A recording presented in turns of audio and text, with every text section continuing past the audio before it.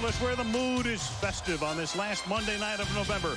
And the RCA Dome is the site for one of the great matchups of the 2005 NFL season.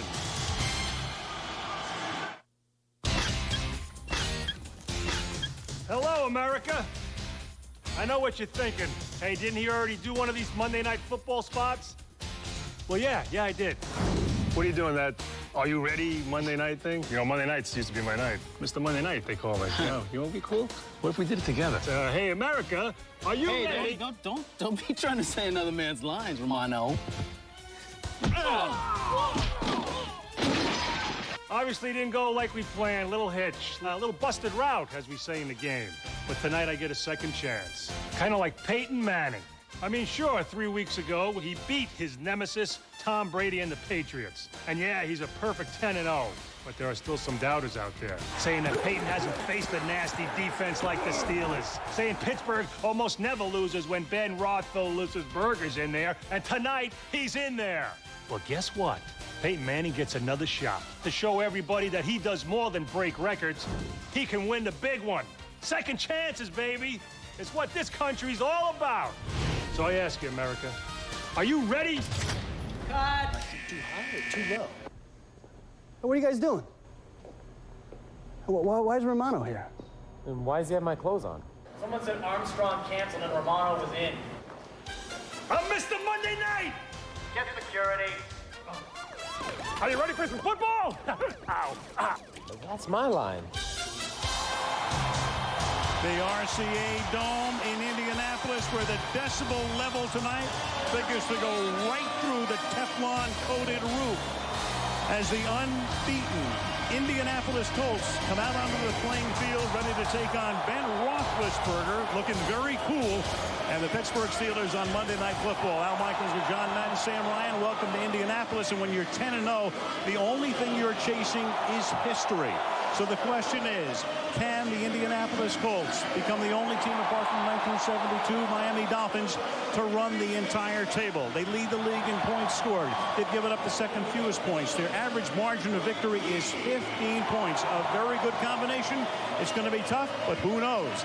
Meanwhile, the Steelers are 7-3, but they're close to being unbeaten. Two of the losses were in overtime. The other came on a last-second field goal to New England. They get Ben Roethlisberger back tonight, but they're not chasing history. They're chasing the Cincinnati Bengals, who lead Pittsburgh by a half game in the AFC North. So, John, the question becomes tonight, how do the Pittsburgh Steelers knock off the Indianapolis Colts? What will be their formula? Well, you talked to Bill Cowher, and he said, we just have to play Steeler football. He wants to shorten the game, get it into the fourth quarter, win it then. Now, you talk about Steeler football. It's a very physical game. Offensively, it's running the ball. Getting Ben Roethlisberger back is big because after they run and establish that, then they can go to the play-action pass. And on defense, it's a pressure defense. It's a blitz defense. It's going after Peyton Manning. But in doing that, I believe they have to get turnovers to win. Speaking of pressure, Indy faces a different kind of pressure, of course, as long as they stay unbeaten. So week after week, as that pressure mounts, will that be a blessing or a curse? I think it's a blessing. I have never thought that there was anything bad about winning. And, I was never in that position where I won that many straight games, but I would have loved to have been there. And talking to Tony Dungy, he says, every coach in the NFL, and he's right, you start off and your goal is to win the Super Bowl. And then what you want to do, first of all, you win your division, and then you get a bye the first week of the playoffs, then you get home field throughout the playoffs, then you get to the Super Bowl and win it. Now, having said that, if along the way, if you can be undefeated, you'd go down in history, and that would be great. Will they go to December unbeaten? Will it become the first team to go 11-0 in the NFL since the 1998 Denver Broncos, who went on to win the Super Bowl? Indy and Pittsburgh tonight on Monday Night Football. Down to McDonald's quarterback comparison, Ben Roethlisberger has put up a lot of outstanding numbers in his 19 career starts for Pittsburgh, but none more impressive than his one-loss record of 18-1. Peyton Manning threw only 2 touchdown passes in the Colts' first 3 games, but has now thrown 18 in the last 7. Now Chicken Selects and Premium Chicken Sandwiches come with a free McDonald's Arch Card loaded with $1. It's the only gift card that gives me great food and great times. Wow, a free $1 Arch Card? How cool is that? And tonight, he will track one of the most durable and versatile running backs in the NFL. The Colts, Edgerrin James, as Indianapolis meets Pittsburgh on Monday Night Football.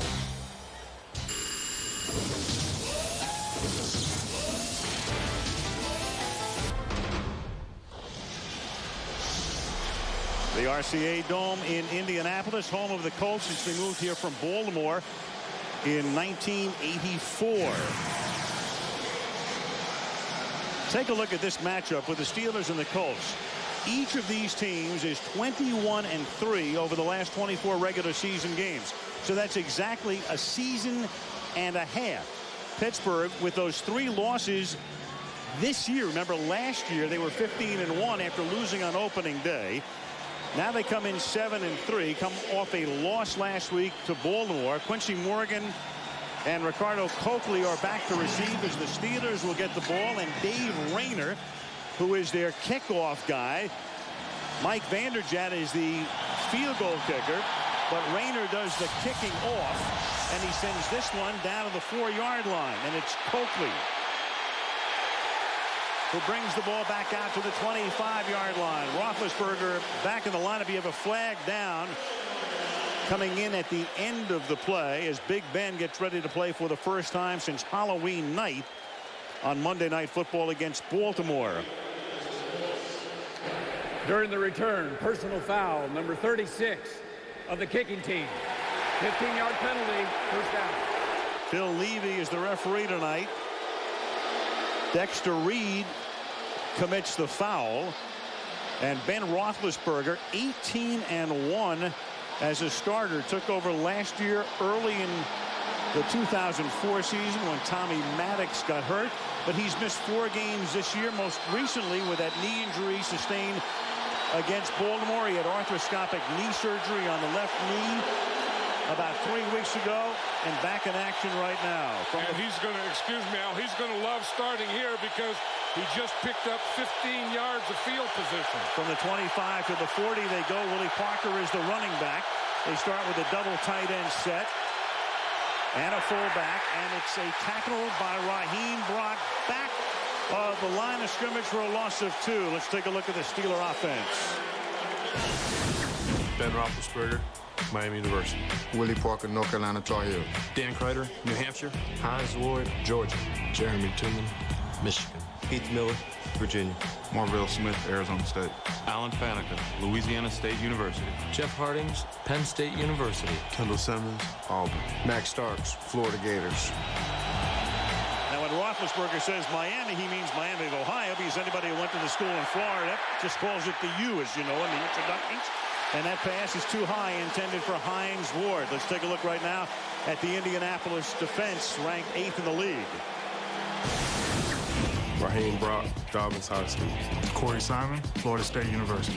Monte Rager, Texas Tech. Dwight Freeney, Syracuse. David Thornton, North Carolina. Gary Brackett, Rutgers. Cato Jr., Michigan. Nick Hawker, Fort Valley State. Mike Doss, The Ohio State University. Bob Sanders, Iowa. Jason David, Washington State. That defense playing very well this year. Last week they gave up 37 points to Cincinnati, but Indy won in a track meet 45-37. 3rd and 11, and Roethlisberger checking down and then throws to his tight end, and that's Heath Miller. He can only get to the 44, and it's a 3-and-out start. I think Ben Roethlisberger just wanted to get off to a start, get the rust off. He said he wanted to start with a running play. He did. They didn't make any yards on it. The second down was incomplete.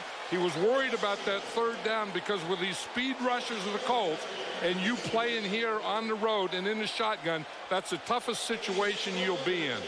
Chris Gardocki is in his 15th season in the league, spent some of those years in Indianapolis. Troy Walters is back to run the kickback for the Colts. Good kick, and they're going to let it bounce at the 1-yard line, and into the end zone it goes. 55 gross, 35 net. Let's take a look at the Colts offense. Peyton Manning, Tennessee Volunteers. Hayden James, the U.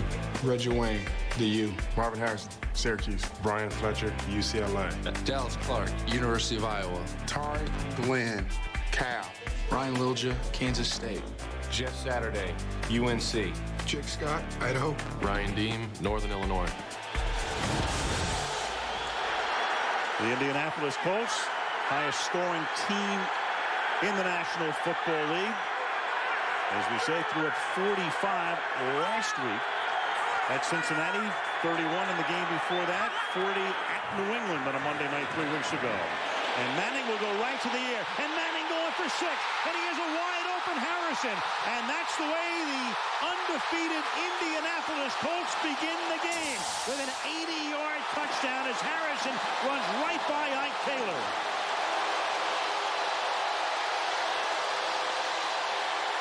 I'll tell you, Ike Taylor is in man-to-man coverage on Marvin Harrison, and you're going to see him right here. He's watching the quarterback. He's watching Peyton Manning. Peyton Manning gives that play-action fake, and that was enough for Marvin Harrison to get by Ike Taylor. And I'll tell you, if I was guarding Marvin Harrison, I would never look into the backfield. I would never watch Edgerrin James. I would never worry about the run. And the extra point is good by Vanderjagt. Pittsburgh hadn't given up a touchdown pass of 20 yards or longer this season. They give up an 80-yarder on the opening Indianapolis play. 7-0 Colts. She's absolutely perfect. Verizon Wireless, Autotrader.com, the smarter place to buy and sell a car. And Dr. Pepper, your local Dr. Pepper bottler. Dr. Pepper, one taste, and you get it. Manning and Harrison have now combined, as you look down the aerial provided by Bud Light, Manning and Harrison have combined now for 91 touchdowns, most in history.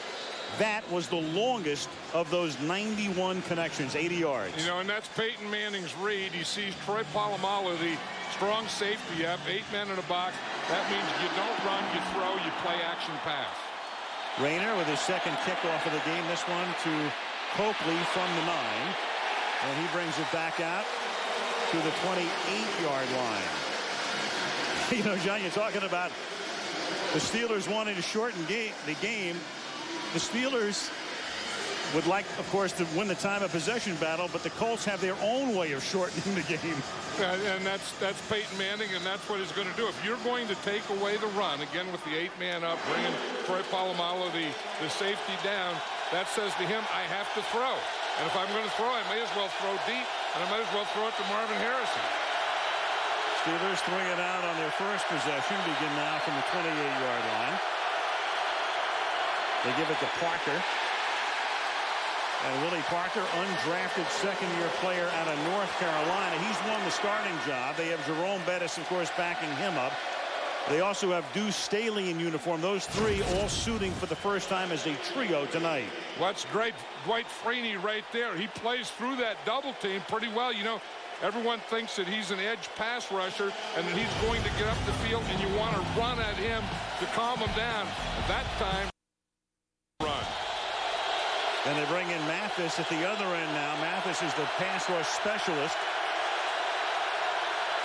Number 98 comes in on passing downs, but the Steelers will stick to the ground here with no effectiveness on that play. On 2nd and 13, that's Gary Brackett making the tackle. Ben Roethlisberger hurt his right knee in week 1, but he was able to remain in the game and played through the San Diego game, the Monday night game, when he hurt his other knee. Then he went back and hurt the original knee against Baltimore in the Monday night game, had surgery to repair the torn meniscus, has missed the last 3 games, comes back tonight. And he admitted to us last night that he's going to be a little rusty early and not be adjusted to the speed of the game, but he hopes he does quickly. 3rd and 13, and the Indianapolis Colts are on fire at the outset. Monte Rager with the sack. Yeah, that's the thing. You worry about Freeney coming from one side, Mathis coming from the other side. Then you get Monte Rager coming inside. He's going to beat Alan Faneca right here. Here's Rager right here, and you just see him. He starts that swim move. He starts to the outside and pushes with his left arm, brings his right arm over, and he's right there on Ben Roethlisberger. Good move on Alan Faneca, who I think is one of the best guards in football. Went to the Pro Bowl. Bardaki's punt hauled in 32-yard line by Troy Walters. And it's a 10-yard run back to the 42-yard line. After a 49-yard boot, 11:13 to go in the opening period. Colts red hot at the outset, 7-zip. Peyton Manning, who started on opening day as a rookie, hasn't missed a start. 21 touchdown passes. So in each of his 8 seasons, 20 or more. There's Harrison. And Reggie Wayne on the other side, and you can't forget about him. He's the beneficiary of Harrison getting doubled so much. The ball is at the 44-yard line for the Colts' second offensive play.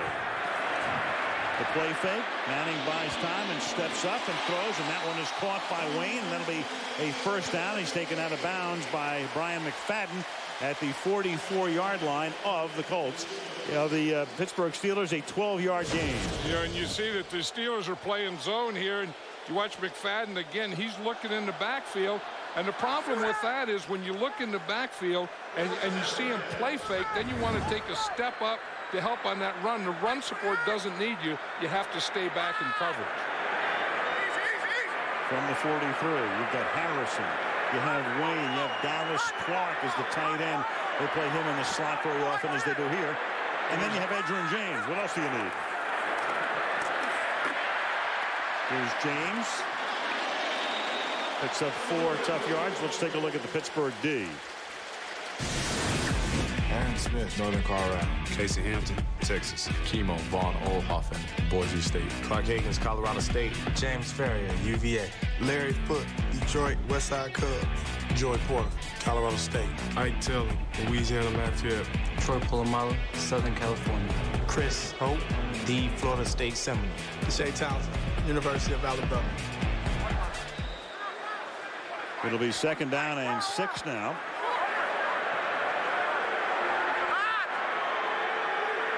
Joey Porter hobbled off. James Harrison comes in as the linebacker number 92 in Porter's spot. And Manning will throw, and that will be caught by Wayne. And Wayne's going to get the first down. He's inside the 30 and goes all the way down to the 20-yard line. That's a 19-yard gain as Manning listens for the call from Tom Moore. Yeah, they found something out here that they like, and it's Brian McFadden covering out here on Reggie Wayne. And this is what I like about Reggie Wayne now. I mean, he is big and powerful, and when he gets that ball, he's going to take it right up the field and try and run over someone. This guy has really become a heck of a threat on this Colt offense. From the 20-yard line on first down, back to the ground. And Edgerrin James picks up 4. Edgerrin James played his college ball at Miami, of course, involved in the deal where Marshall Faulk went to the Rams, and they picked him up, and Edgerrin James has done a phenomenal job. Had knee surgery about 4 years ago, but has come back, runs, catches the ball, and is great in pass protection. Joey Porter comes back in the game, 55. Second and 7. Short drop by Manning. Wayne again, and Wayne working on Bryant McFadden, the right corner, the rookie out of Florida State, taking him to school. Yeah, this was what Tony Dungy was saying last night about Peyton Manning, is now he has so much confidence in Reggie Wayne. You know, it's not that he has to throw to Marvin Harrison all the time. And if you want to double over there, Marvin, you want to do something to Clark, he is going to get the ball to Reggie Wayne. This is a pretty good matchup Wayne has here. First and goal from the 9. This is a big early game stop here for the Steelers. Right, but it's not a bad down to go back to Reggie Wayne on this play. Wayne set up to the left. Instead, they go to James, at least for the moment. It'll be second down and goal. The nose tackle, Casey Hampton, number 98, wraps him up. Yeah, that's why they're so good when they get in this red zone or inside the 20, because they still have the real threat of a run. You know, they don't have to get inside the 20 and throw it into the end zone. If you want to play anything loose at all, they're going to run it to Edgerrin James. Dick LeBeau, the defensive coordinator, one of the best ever, but right now that defense already giving up an 80-yard touchdown pass, backed up again through the perimeter and goal. Colts, as always, without a huddle. They ran 71 plays against Cincinnati last week with nary a huddle. James, and he'll get stopped in the middle, so they go to him twice, and this time it's James Farrier, and that sets up a third down and goal. Yeah, James Ferrier is back. He's missed the last couple of games, and you see he's number 51 right here, and he is a good run stopper inside. I mean, these Steeler inside linebackers are very, very good against the run because they're good tacklers. Repeat second down. And you've got a flag for a personal foul. It was Marvin Harrison, I think, who the foul was called against. He and Ike Taylor on the play before had gotten into a little pushy shovey thing, and this is the next play after that, and they're going to call Harrison for this one. Yeah, and Bill Cowher's out there in the field. I wonder if Bill Cowher didn't call this, because it's right in front of their bench.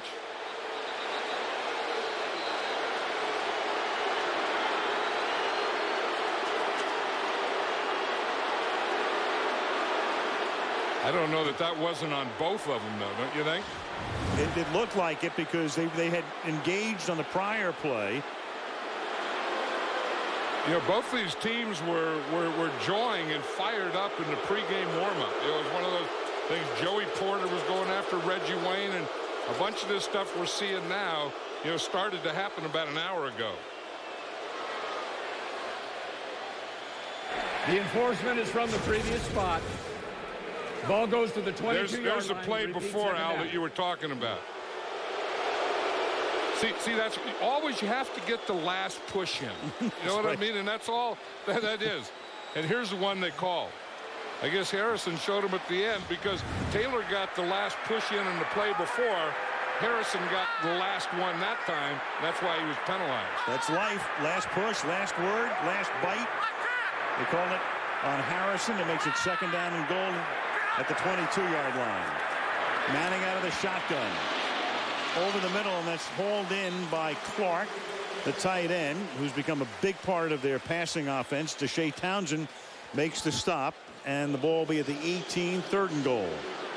Well, they're trying to substitute. They better watch out. And Manning knowing that, and so often he'll get that penalty call for too many men. Prior to the snap, timeout, Pittsburgh. That's their first charge.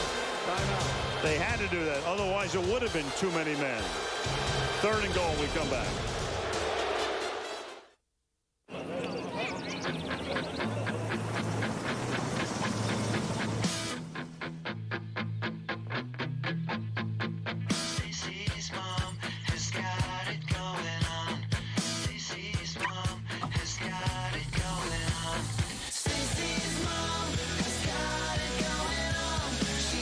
Fall in love with the rich, bold flavor of Dr. Pepper.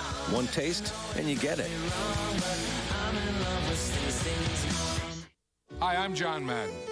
This is a special time of year when families gather together to sit on the couch, not talk, and watch football. Good times. And now those moments don't have to end with the game because there's VCast from Verizon Wireless. You can watch sports clips and play my game anytime you want. Isn't that what the holidays are all about? Verizon Wireless is the only network with VCast. Watch broadband quality ESPN clips and more. And now get a cool LG 8100 for just $99.99. Only from Verizon Wireless. Everyone talks about how tough their truck is, how much it can haul. But when we build a truck, we like to think beyond the first load, to the second, the third, the fourth. That's why load after load, job after job, year after year, nothing stops a Tundra. Toyota Trucks, moving forward. They're all fascinating. They're all the biggest newsmakers of the year. But who will be named the most fascinating person of 2005? The secret will be revealed. Barbara Walters' 10 most fascinating people of 2005, Tuesday, 10/9 Central, only on ABC. The starting cornerback, Deshae Townsend, is the guy who gets the attention here. And he's their best cornerback, too. In fact, they were in nickel, and he was playing in the slot. They had three corners in there, and he is the corner slot. And he was on Dallas Clark on this drive, or Stokely. They bring Ricardo Coakley and Tyrone Carter into the game here on third down and goal. The ball is at the 18-yard line after the Pittsburgh defensive timeout. And they're going to run Adrian James, so that's a pretty interesting call as he takes it to the 11-yard line. They did have a first and goal inside the 9, but the penalty pushed him back. And now Vanderjagt comes in for a chip shot field goal attempt. You know why they ran that? Because Pittsburgh was in a cover 2. And anytime they have 2 deep safeties way back and they don't have many up in front, then that tells Peyton Manning run the ball.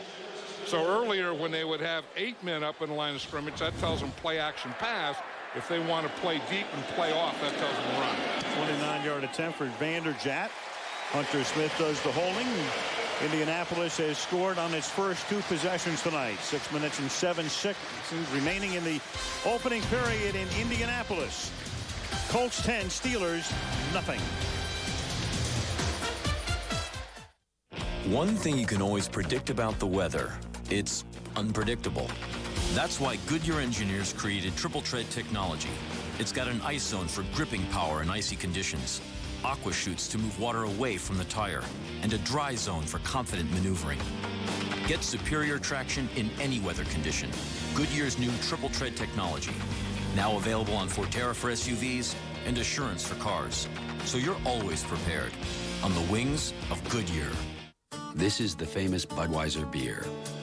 Our exclusive Beechwood aging produces a taste, a smoothness, and a drinkability you'll find in no other beer at any price.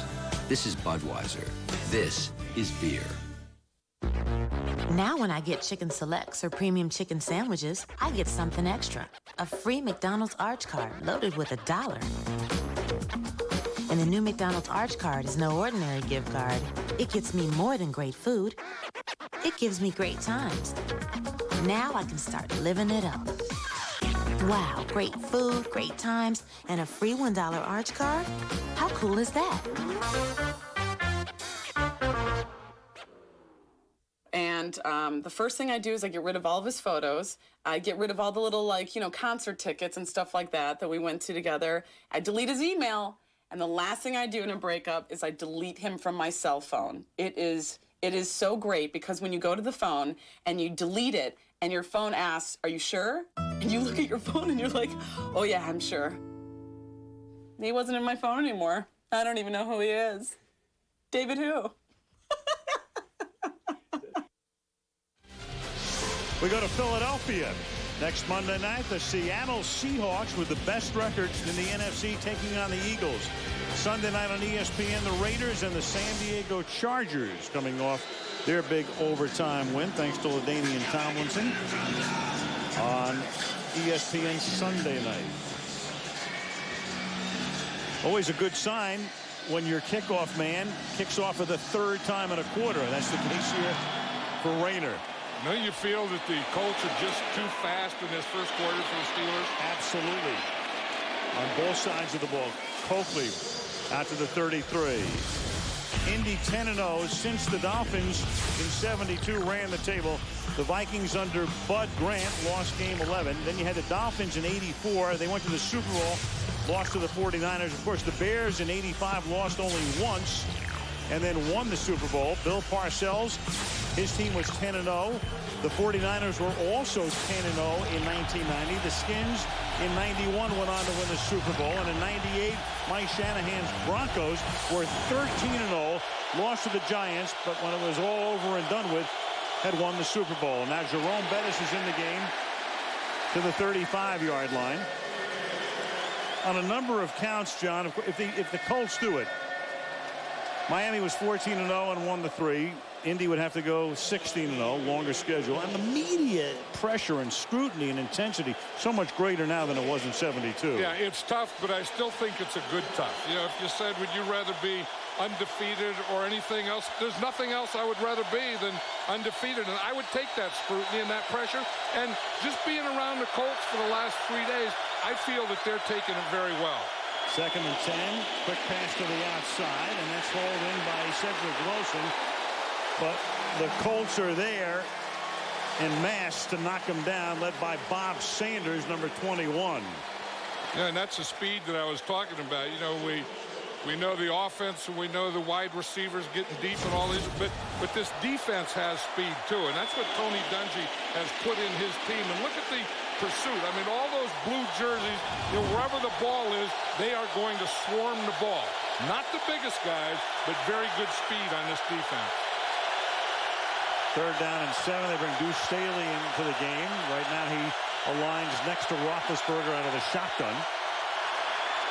And Roethlisberger will go down as Dwight Freeney may have been offside, though. Indy was so quick across the line. There is a flag down. He ran right through Marvell Smith, who missed last week's game with an ankle sprain. 93 defense. And that's why. That's why I said, holy moly. He ran right over Marvell Smith.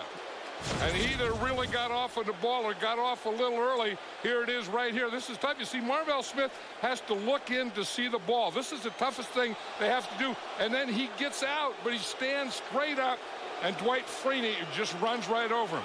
See Marvell's eyes. He's looking in at the ball. Then he has to know Freeney is on that outside shoulder. Freeney just got a jump before the jump on that one. Freeney is 268. Smith is 321. It's 3rd down and 2. Roethlisberger under pressure, and that pass is incomplete. And that's Raheem Brock who comes in there to knock down Roethlisberger. So the Pittsburgh Steelers still do not have a 1st down. Yeah, we talk about Marvell Smith and the pressure he has. We know that he has to block Dwight Freeney.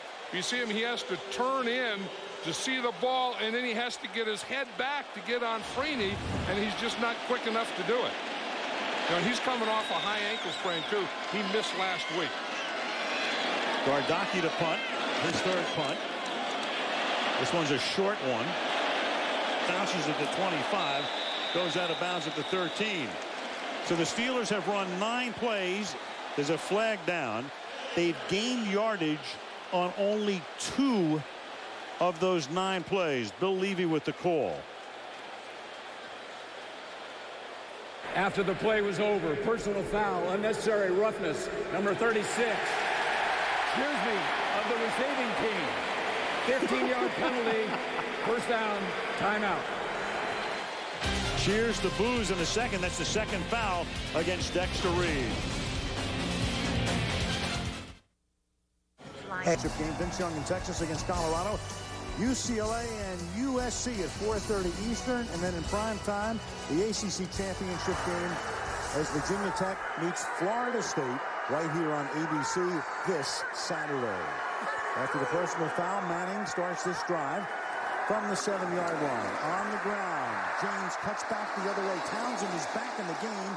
He runs by him and is taken down at the 11-yard line by Troy Polamalu, who has very much become the face of this Pittsburgh defense. He was on the cover of Sports Illustrated about 3 weeks ago. Of course, he makes Al Harris of the Packers look like he has a crew cut.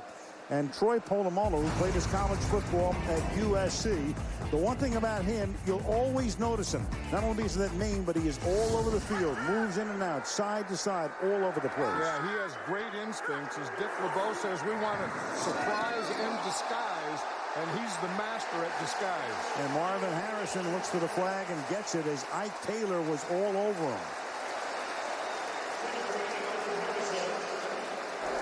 Pass interference, number 24 defense. Automatic 1st down, spot on the foul. Yeah, the thing that they did is, of course, they got burned by Harrison. So now watch. Here's Polamalu playing way back here. Here's the corner up here. They're playing a cover 2 shell. They started with Polamalu up in a cover 3 shell. And, of course, they got burned by that. So they've gone to a more conservative defense with 2 deep safeties. From the 18-yard line. Great play fake. Buys time. And it's picked off by Polamalu. So the Steelers get a big, much-needed break. And Polamalu will take it inside the 10 and set up a 1st and goal at the 7-yard line. That was the adjustment that Dick LeBeau made. Instead of the cover 3, instead of having Polamalu up there around the line of scrimmage for the run, he has him back here. Here you're going to see it's a cover 2 shell right here. He's just waiting for anything that Marvin Harrison does to the inside. He comes inside. Harrison starts to come inside, and Troy Polamalu just beats him to that inside. I'm not exactly sure what Peyton Manning was reading, but I know what Polamalu was reading. He was reading Peyton Manning, and he was reading Marvin Harrison. So moments after we spotlight the face of the Pittsburgh defense, he turns in a huge play with a score 10-0. Jerome Bettis is the running back. The ball is at the 7-yard line. Steelers still seeking their first down. To the 5-yard line. Of course, if they get a first down here, it'll be a touchdown. Mike Doss makes the tackle. It'll be 2nd down and goal. You know, that running is fine. You know, and we're a running team. We have to run at them and all that stuff. But it has to be effective running. And that's what the Steelers haven't been able to do. They've been trying to run. But if you don't get a first down with your run, then you have to go someplace else. A play-action pass. Like right now. They have 5 rushes for -2. 2nd down and goal. Flag, Bettis, and that play was whistled before the snap. Number 73 offense. 5-yard penalty. 2nd down. So loud, of course, you're going to see that a lot with the visiting team. The false start. Kendall Simmons this time to back them up. You know, both these teams are fired up because they come in. They're 2 well-coached teams, and they tend to lead the league in not getting penalties, and they pride themselves in that. And this first part of this game, they look a little overheated, both sides, don't they? Indianapolis with the fewest penalties in the league. It's 2nd down and goal. Keith Miller, the tight end, lines up as the fullback. Bettis is the running back. Now they send Miller in motion. And again, you got a false start. The Pittsburgh Steelers. With back-to-back false starts, among other things, amazingly enough, in the last 7 seasons, the Steelers have played 2 games indoors. And it's a noise in here. I mean, that's where this crowd is really like the 12th man. And to me, there's an excuse for the tackles to jump. There's no excuse for the guard to jump. I mean, Kendall Simmons, it doesn't have to jump because the quarterback's up under center, and he can hear the count right there. The tackles, it's tough. 2nd and goal, but now they're at the 15. Fake toss to the left. Now they give it to Bettis. And the bus takes the ball down to the 12-yard line, where it will be 3rd down and goal in the minute and 48 remaining in the opening quarter. That's just ball handling here. It's the old where you fake the slant and then come back and run the draw. You know, the Rams did that so well for years. They'd fake the slant, hand in the draw, fake the slant, fake the draw, and pass. So they have 3 things off of that ball handling we just saw. Roethlisberger, who starts 2 of 4 from 9 yards, takes a snap from the shotgun. On 3rd down and goal, he goes in the end zone for a touchdown to Hines Ward, his main man. And the interception by Polamalu paid off by the offense. Touchdown, Pittsburgh. Ben Roethlisberger really zoomed that one in. You're going to see Hines Ward is the front receiver right there. They had him stacked. Hines Ward goes to the inside. The receiver behind him goes to the outside. Roethlisberger picks that thing up, looks at Hines Ward, and drills it into him. Looks like Ben Roethlisberger started to get that rust knocked off now, doesn't it? On his 3rd completion of the night, Jeff Reed for the point after. And so the Pittsburgh Steelers shade the lead to 3. The pick by Polamalu, setting up the touchdown, 10-7. Steelers make it a 10-7 game on this cool night in Indianapolis. Good, tough wide receiver. I mean, Hines Ward is one of those guys we're talking about. Edgerrin James doing everything. Hines Ward does everything. I mean, he'll catch the ball and he'll block as well as any wide receiver. We found a Pittsburgh Steelers fan in the crowd with his jersey on and said, if you have guts enough to do that here in Indianapolis, I'm going to give you a football. These 2 cities not that far apart. A lot of Steeler fans walking around downtown today. Good festive, friendly environment this afternoon.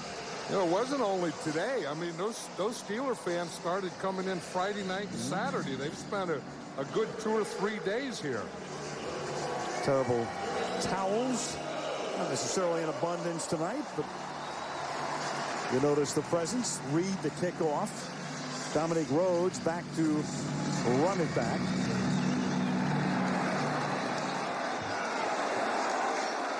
From the 6-yard line. Rhodes is the backup to Edgerrin James with flags coming in at the end of the play. 24-yard line. You're going to get a hold. Number 43, receiving team. Half the distance to the goal. First down. Matt Giordano, first down. Here's Sam Ryan. Well, Al, Troy Polamalu's in his third year. He told me he's learning more about playing defense from the offensive players on the team, particularly Hines Ward. He told me he's always picking his brain, asking him what makes it difficult for him as a receiver. You see, it paid off there tonight. Polamalu and Ward. You know, and that's a chess game with Troy Polamalu that, you know, he's like a corner, he's like a safety, he's like a linebacker. But do you play him up to help on the run, or do you keep him back as a safety? They started playing him up.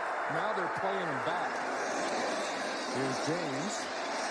One interesting note, John. He's mentioned the Colts, the least penalized team in the league. Already 5 penalties on Indianapolis in the period.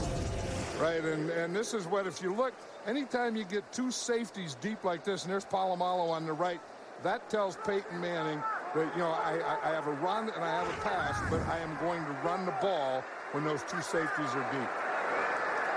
Second down and 2 now.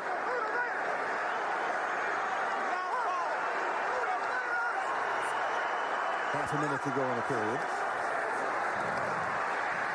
And James this time runs up the back of one of his own men, Tarek Glenn, and gets taken down in what figures to be the final play of the opening period.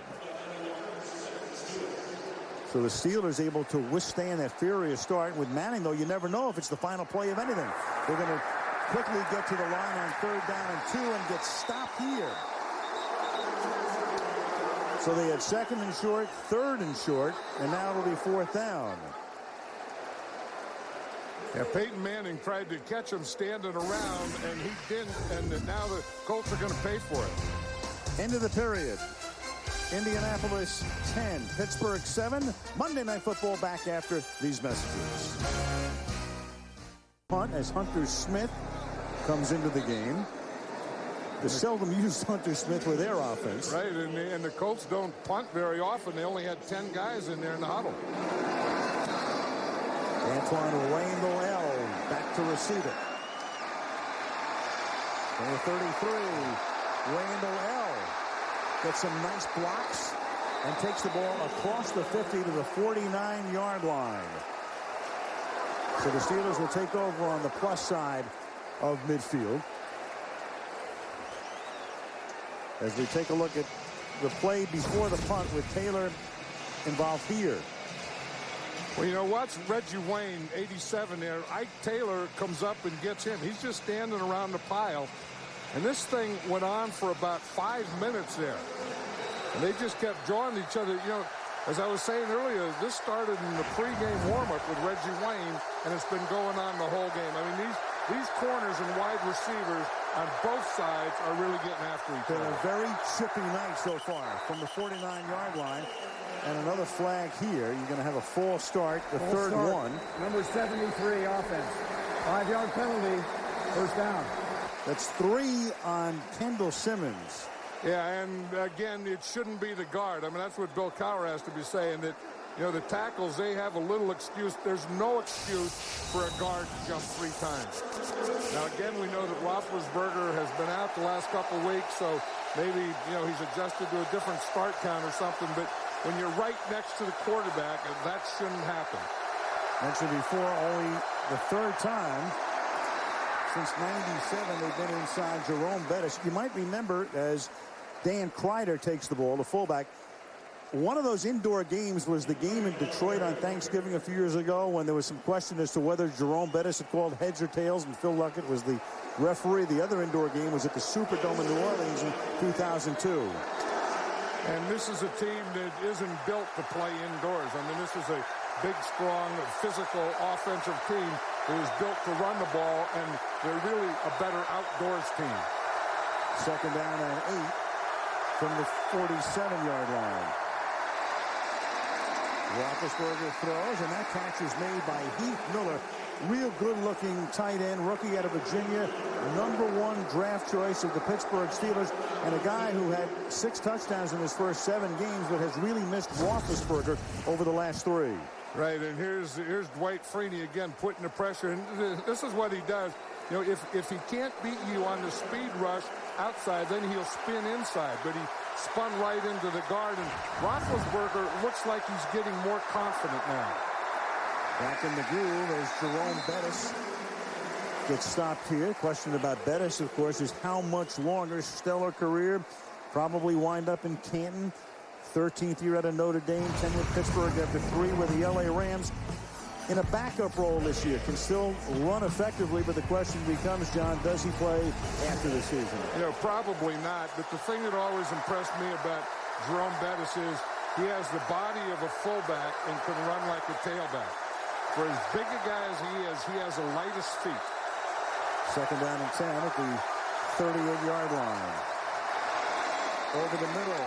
That catch is made by Hines Ward, and he gets taken down by Harper, a little short of the first down. Colts defense, stellar at the beginning of the season. They were winning games, holding opponents to single digits, and now the Steelers, with a taste of Manning going to the line quickly, and before the defense can get set, Roethlisberger plows straight ahead and picks up the first down. So it goes to their own medicine. Yeah, and I think they caught the Colts with too many men in the field, although the officials didn't see it.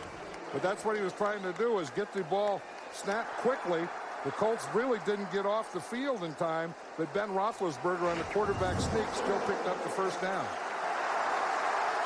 Simon didn't get off the field that time. They didn't call the foul. They picked up the first down anyway. The ball is at the 24-yard line. First and 10. 3 minutes into the second quarter. The bus gets taken down by Bob Sanders after a gain of a couple. Bob Sanders, second-year guy out of Iowa. He's only 5'8", 206, but they credit him, John, with, I guess, maybe more than anything else, emotionally helping the defense. Yeah, and he does, and this is what he has to stay with, those feet of Jerome Bettis that I was just talking about, how he can make those cuts. Again, the body of a fullback that makes cuts like a tailback. He said he had to learn that or he was going to get killed when he became a tailback. Second down and 8 from the 22-yard line. The bus again. And the bus is going to lose the ball, but after his knee was down, no fumble, ball at the 20-yard line. Cato June makes the stop. It'll be third down and 6. Now what the Colts are doing, and the reason Bob Sanders was up there, he's the safety. And, you know, we talk about 8 men in the box, and that's when you have your 4 defensive linemen, your 3 linebackers being 7, and then you bring a safety up at the line of scrimmage, giving you 8 men, and that's been Bob Sanders on those running downs. He won't be up there on a passing down. 3 wideouts here. Out of the shotgun they go. A little flip out to the left, and that doesn't fool anybody. Antoine Randall L. made the catch, and Nick Harper, who's the only holdover that starts on defense from the pre-Tony Dungy era. Tony now in his 4th season makes the hit. Yeah, what the Steelers were trying to do is run a wide receiver screen there, and that's the type of thing with Randall L. that you're always aware of because they like to get the ball to him quickly in space. Jeff Reed must feel as if he's died and gone to heaven, or at least a fantasy land. He goes from Heinz Field, the toughest place in the league to kick a field goal, to a dome, 41-yard attempt. Might as well be Heinz Field, wide left. Somebody tell Jeff there's a roof. Didn't matter. It stays 10-7. And Indianapolis. Steelers withstanding that opening salvo by the Colts, who scored in the first play from scrimmage and led 10-0 before anybody knew it. Polamalu with a big interception. Steelers get a touchdown. 3-point game now. Manning will start with a play fake and then a deep pass on the right sideline to Marvin Harrison into Pittsburgh territory as the two hook up again. Harrison with his second catch of the night. See, this time what they do, it's against cover 2. Last time they brought Marvin Harrison down on the end, and on that one it was intercepted. This one on cover 2, he just stays outside. He gets past the corner, and Peyton Manning hits him past the corner in front of the safety who is rotating over. That was a cover 2. Play good for 36 yards, 1st and 10 at the 37-yard line. James to the left side. Taken down at the 35 by Farrier and Hampton. Dick LeBeau adjusted with him. Here he starts up in a cover 3 shell. You see he's up there, and they leave the corner on an island out there. Peyton Manning takes advantage of it. This one here, they say, okay, let's set him back. Let's play him back as a safety and take away the deep stuff to Marvin Harrison. And that time he picks it off. 2nd down and 8 out of the shotgun. False start. Number 78 offense. 5-yard penalty. 2nd down. Tariq Glenn. Yeah, that's the home team tackle now. That usually happens to the visiting team tackle.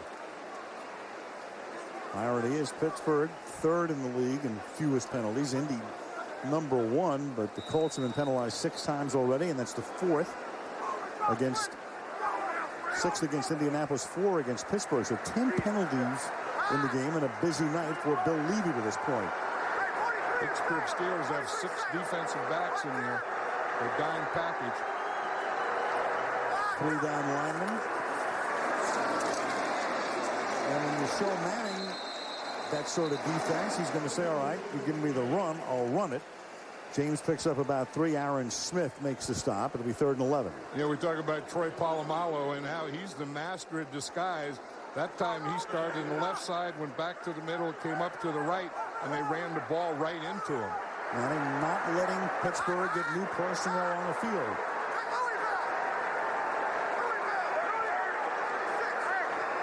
Third down and 11.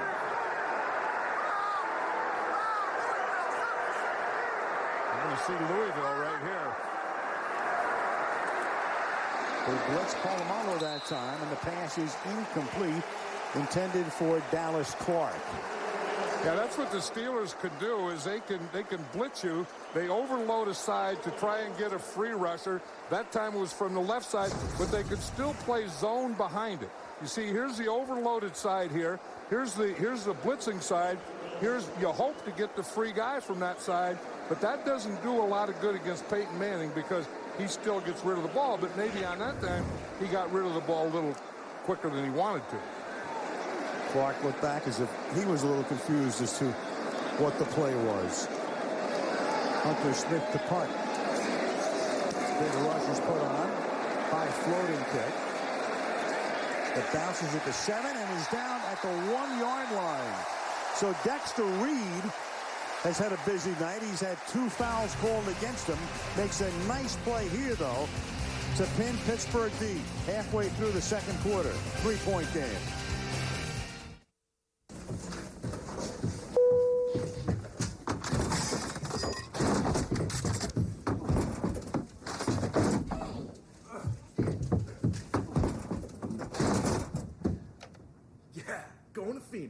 There's an exciting new sound in travel. Download Ding at Southwest.com to get special offers as low as $34. Ding always has low fares, but these are only available if you download it by tonight. Rated T for teen. The biggest thing to hit game consoles this holiday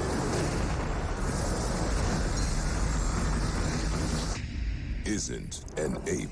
The Matrix Path of Neo, featuring a one-of-a-kind ending by the Wachowski brothers. In stores now. Okay, Lindsay, this is the last big one before Torino. You can do this. Don't look at them, look at me. Picture yourself alone on the mountain. Imagine yourself on the medal stand. No one can touch you. Try to imagine your Visa check card just got stolen. I'm good. Relax. If your Visa check card's lost or stolen, you're not liable for fraudulent charges and all that. Baltimore, because Marvell Smith was out with an ankle sprain. Smith starting tonight, but he's out at the moment here. So Essex, as you look at Marvell Smith on the bench, comes in at left tackle, and that means he's going to see a lot of that man, Dwight Freeney. They'll probably try and run the ball the first couple downs. The third down is going to be the tough situation for them. And they start from the 2, and Roethlisberger is going to go right to the air, deep down the right sideline. And Hines Ward was the intended receiver, but Harper with him step for step. It'll be 2nd and 10. That's something like you just throw up in the park or something, the way he threw that ball up there. But here's Essex right here, and he has to block Dwight Freeney. So, you know, Freeney's going to give him his best move right off the bat, and he gives him that spin move. Essex does a pretty good job. One of the reasons that Freeney will spin so much is they try and get outside help with the pass protector chip on him, and he's spinning away from that double team. Fullback trying to stay in the chip as Deuce Staley is the running back in this set. And they'll give it to the ex-Eagle. And Staley, who's been active for most of the season, takes it out to the 4-yard line. So Deuce Staley, it's the first time, as I said before, that you've had Willie Parker, who's been their primary running back, Bettis and Staley all in uniform in the same game, and Deuce is in there just briefly. Willie Parker back in here. You know, when you're coming out here, your first goal is to get the ball to the 5-yard line to give your punter the 15 yards that he needs from the snap. 3rd down and 7. And they're going to give the ball inside to Parker on the inside handoff, and a great tackle as Bob Sanders, and we're talking about him and what he's meant to the defense, comes up to make a great stop to stop them from picking up the first down. Yeah, and that's what Tony Dungy loves about Bob Sanders is he brings a toughness to this defense. And I think that he always felt that they needed to be a more physical defense. And I'll tell you, Bob Sanders is a physical guy.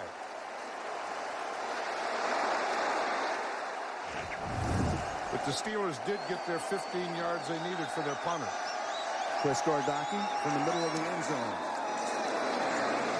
And the left-footed Gardocki sends one to the 48-yard line. Troy Walters will take it on the run, and he gets banged down, but he gets inside the 40. And Manning will go to work from the 36-yard line after the tackle by Mike Logan.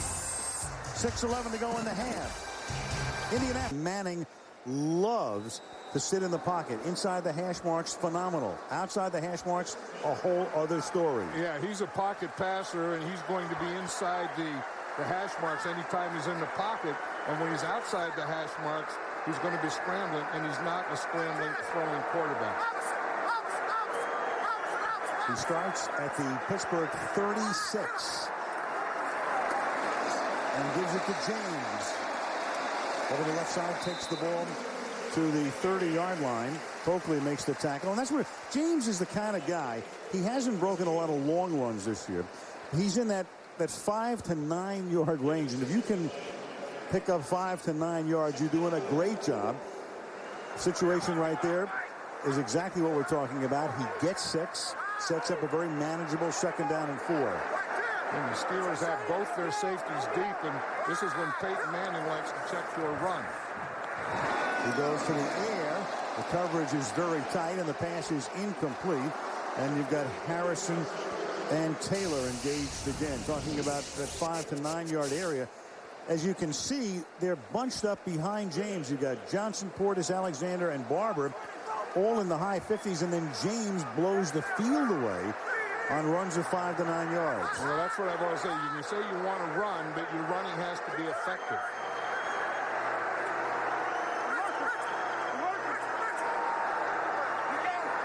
And now Manning backs into the gun on 3rd down and 4.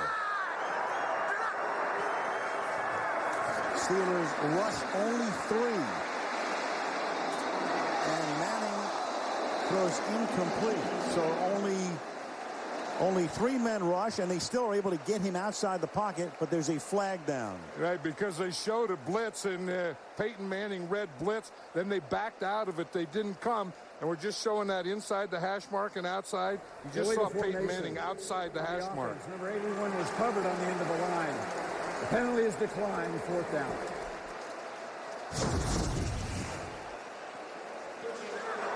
You see the blitz are showing over here on the right side, and then they didn't come.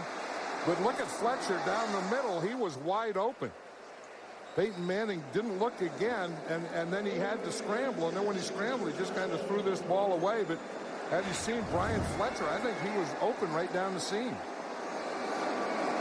Mike Vanderjagt, this will be a 48-yard attempt. Hunter Smith to put it down.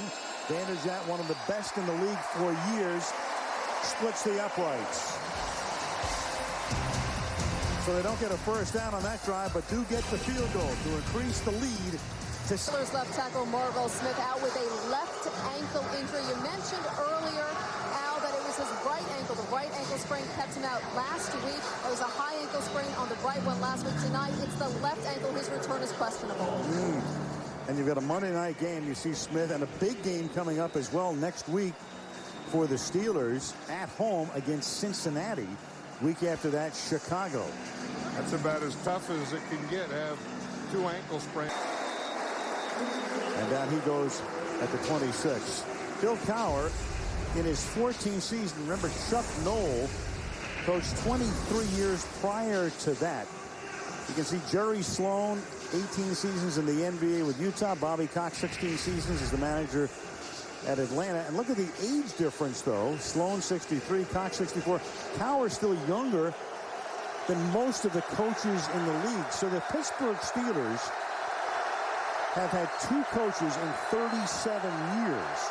I think that says a lot about ownership. I think that says a lot about the Rooney family. I mean, they're stable people, and they want stability in their organization. Staley gets 4.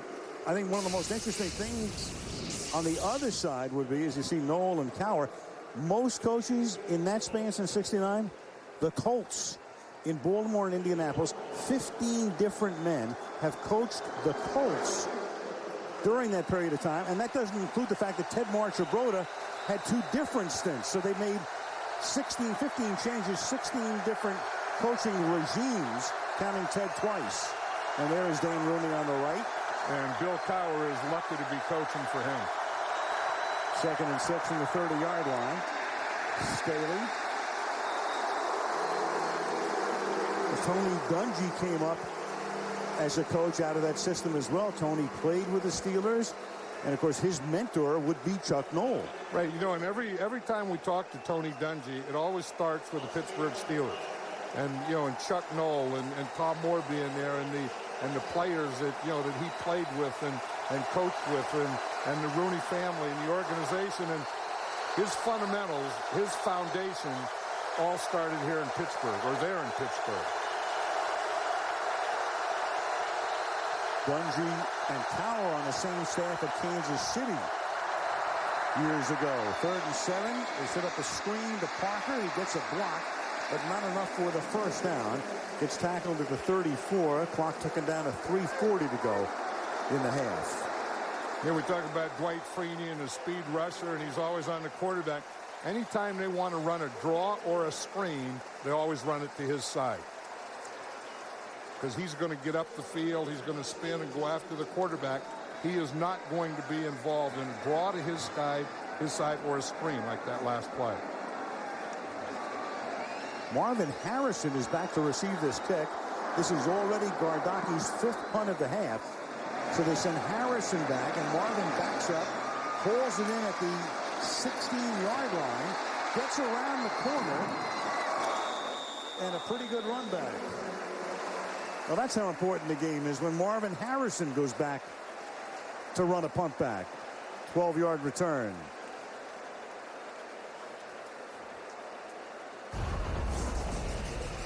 Little NFL history for you. Most consecutive starts to begin a career. James Lofton at 136. Herman Edwards, 135, started his career at Philadelphia. Now, of course, the Jets coach, Eddie George, the durable one, with 130. And now Manning, who has started his career with 123 consecutive starts. And he has to get back into a rhythm. He started off in a rhythm, and then he lost his rhythm. From the 27-yard line, Manning is going to get taken down from behind, and the ball is loose, but the Colts are going to recover as Joey Porter got him from behind, and it's that old sack fumble, but this time the Colts are there. It's Jeff Saturday, the center, who covers up. Touching, 2nd down.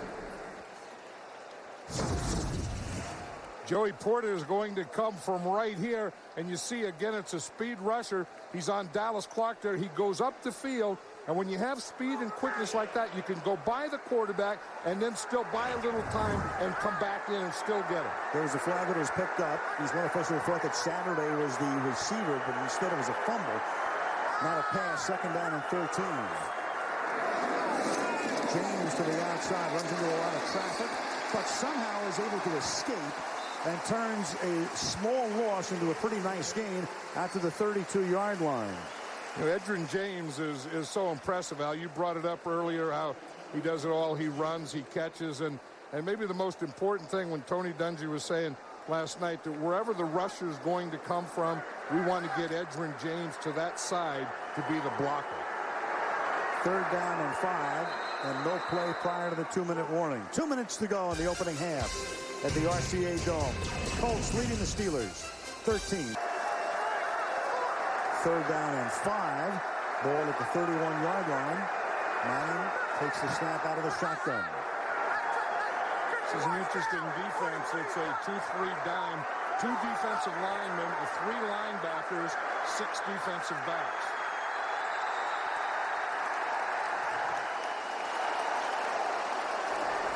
Delay a game.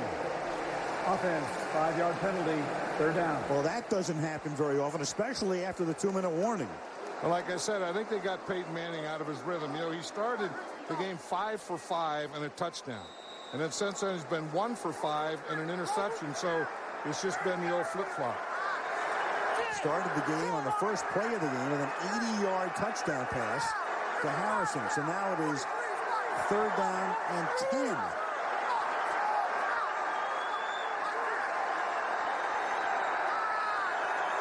Manning looks like he's in a rap video. Comes it over the middle of Dallas Clark. So with all that gesturing and changing and all the things that he was going through, it works. Third and long, and they convert.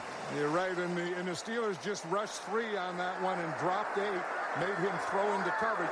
That's how teams started the year defending Peyton Manning and the Colts. Colts have all of their timeouts. Manning with a little pump fake, and then he had Harrison, but couldn't get it to him. The pass is incomplete with 90 seconds to go in the opening half. You know, and they've gotten that one to Marvin Harrison before. You know, we saw when Marvin Harrison on that cover 2 came up and went inside, Polamalu intercepted it, and then they just kept him outside and tried to hit him between the corner and the rotating safety. Now they have 3 wide receivers with Stokely in the slot. Stokely, slot right, Wayne to the left, Harrison to the right. Second down and 10.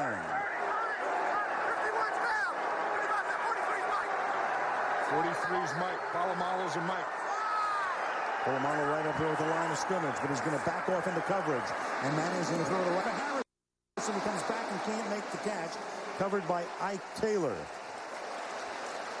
You know what they do?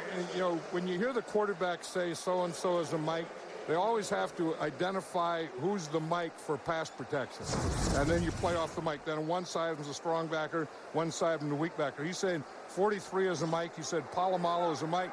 So that sets up his pass protection. And on that one, they slid to the left. But they always, the quarterback always has to identify the Mike. And third and 10.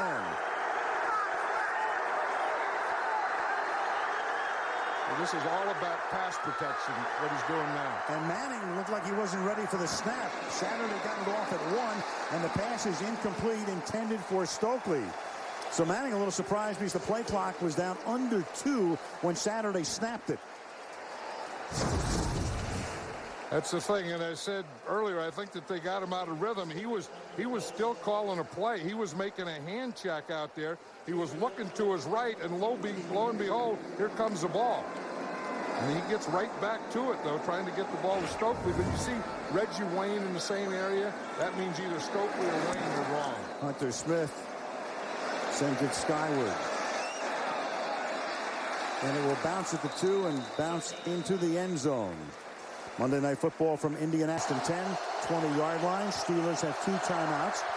70 seconds remaining in the half. And this is a pass to Parker that will take it up to the 28-yard line. They won't waste a timeout here. Roethlisberger come up to the line. That was the thing we were just talking about. If you're going to screen against the Colts, you screen to Dwight Freeney's side. 2nd and 3 from the 27-yard line. Roethlisberger to the outside. That'll be caught. Morgan tries to get out of bounds and can't. He's tackled inbounds. Clock keeps going. Nick Harper makes the tackle. And now Pittsburgh will take a timeout, so they have 1 remaining. And surprise, and what they're doing is a lot of disguise on defense and then backing out. Not bringing it.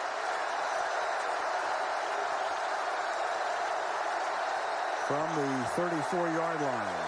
Roethlisberger moved Parker off his left flank for pass protection, and it won't work because there's a flag down. You may have a face mask here. Dwight Freeney got in there, but may have gotten Roethlisberger's face mask. And that'll stop the clock and cost Indianapolis. Face mask. Number 93, defense. 15-yard penalty. First down. Big penalty. Yeah, right. When you have Trey Essex over there on that side, and you have Freeney outside here, he's going to get a bull rush right here. Essex is expecting the speed, and he stands up to handle that speed rush, and Dwight Freeney just goes right through him.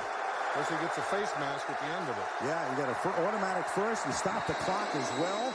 Pass is caught over the middle by Anquan Randall. He's up at the 47-yard line. They look over to the bench, and they will take their final timeout. 27 seconds remaining in the half. Ball at the 47-yard line. He wanted to shorten this game and get it into the 4th quarter and then beat the Colts in the 4th quarter. 2nd and 3. They don't have a timeout.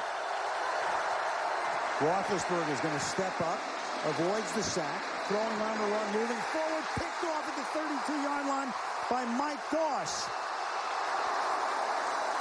And a flag, in fact, 3 come in at the end of the play as the clock ticks down to 15 seconds on the interception.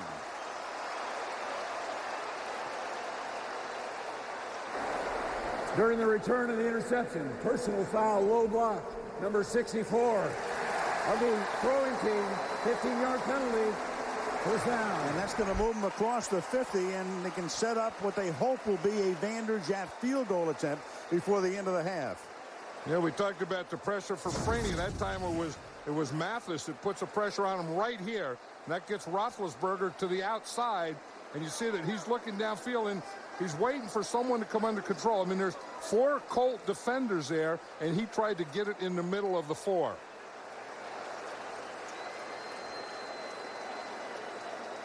Looked like Hardings was trying to make a tackle. They call him for an illegal block. It's a 15-yard foul. The ball's at the 45. Indianapolis does have its timeouts remaining. They would probably only need 1 here. And now they have the opportunity to work any part of the field and try to set up a Vanderjagt field goal attempt. Yeah, that was a tough call. I mean, I thought when I was watching the play live that Jeff Hardings made a pretty good tackle. And you saw Cowher's reaction to it. Out of the shotgun. Manning will throw over the middle, and that's caught by Harrison, and he's going to take it to the 31. They can take a timeout here with 9 seconds. And Manning is going to say, no, let me run one more play before we bring Vanderjagt in here. Go back to the foul on Hardings. Was it or wasn't it? He's number 64 coming right in here, and he looks like he was trying to make a tackle. I guess they said that he took on the blocker is what he did. Cato June. Yeah, I don't know. That's okay unless they got him for a trip. He just made the tackle, and he took on the blocker and made the tackle. That should not have been a penalty. And that's the exact case that Cowher is pleading right now. Manning wants to run another play. They have a timeout at their disposal. The ball is at the 31. They're going to run it. James. He's going to go to the 27. Now they'll take that final timeout, and Vanderjagt and his unit will come in for about a 44-yard attempt.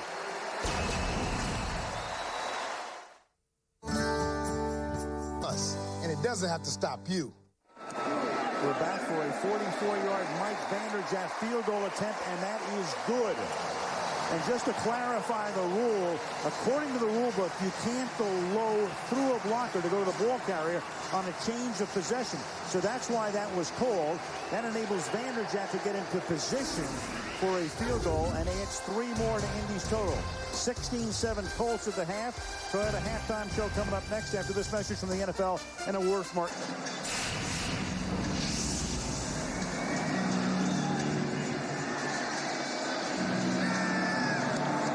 And away we go in the second half with an onside kick recovered by Indianapolis at the 37-yard line by Matt Giordano. Bill Cowher was saying last night, I'm thinking about starting the game with an onside kick. But they didn't get the opening kickoff, and so he starts the second half, and not the way he drew it up. I was just thinking about that, whether I should mention the fact that it could be an onside kick, because I thought, to start the game at 0-0, that's one thing. Down 16-7, I think that was a more gutsy call for Bill Cowher there. And again, I don't know that I would have made that one. Very. Only went 7 yards, and so Manning right off the bat starts from the 37-yard line. James, gain of 1. Here's Sam.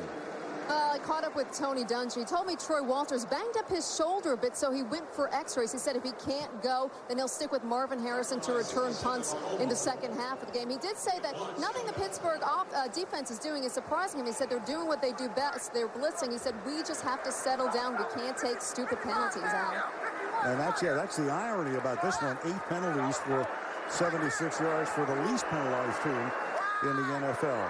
Right, and I think the Steelers are faking the blitz more than blitzing. Yeah, they only rushed 3 this time. Polamalu backs off, and the pass is caught by Brian Fletcher, one of their tight ends, and it's a first down at the 21-yard line.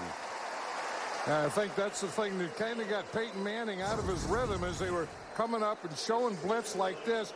And he would think they would blitz, and then they were dropping out. And now maybe he's expecting that. That, okay, when they show blitz, I'm not going to go for the fake. I'm gonna pretend or act like they're not showing blitz. From the 20-yard line. James, nice hole. Gain of 9. Again, he's in that 5 to 9-yard range again. That time they caught Troy Polamalu on a blitz, and you're going to see him right here, and he's going to be coming. But Edgerrin James is such a good runner that he can feel that. He was going to go to the inside, and he felt Polamalu coming out there. He just took it to the outside, and then he finishes off runs very, very well. Second down and 1 at the 12-yard line. James, he has the first down. He's inside the 10. So Bill Cowher with a tremendous gamble here, down by 9, starts with the onside kick, and right now Indianapolis trying to make it a 16-point game. What's the last thing that he told us last night when we were talking to him? He said, I have to stay patient. I'm not a patient guy, but against these guys, I have to stay patient. I don't think he did on that. First and goal, ball at the 9-yard line. Manning is the patient one here.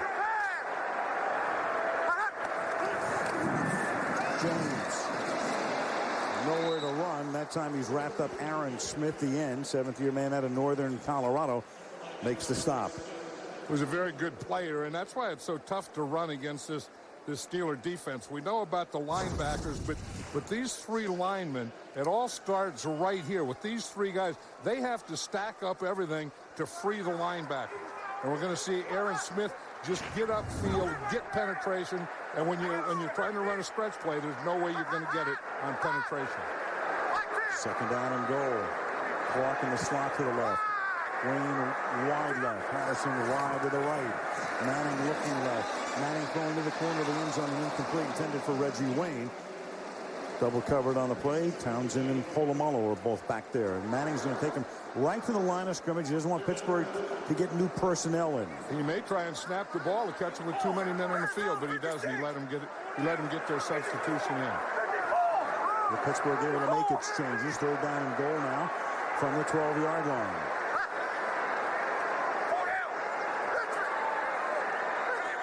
Steelers have 2 defensive linemen, 3 linebackers, 6 defensive backs.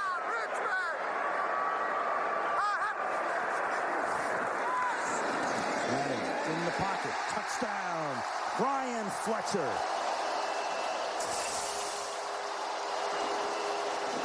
Not enough pressure on Manning. Sets up in the pocket. Mentioned before, you saw the numbers, loves it back there, right over the middle to Fletcher. He has Marvin Harrison, Reggie Wayne, Dallas Clark, and here you're going to see Brian Fletcher right here in the left side. He just comes in right and runs that seam pass right up the hash mark.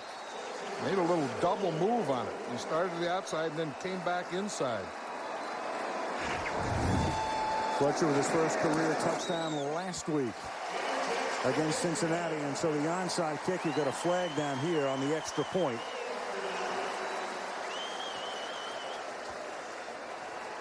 Bill Levy to make the call.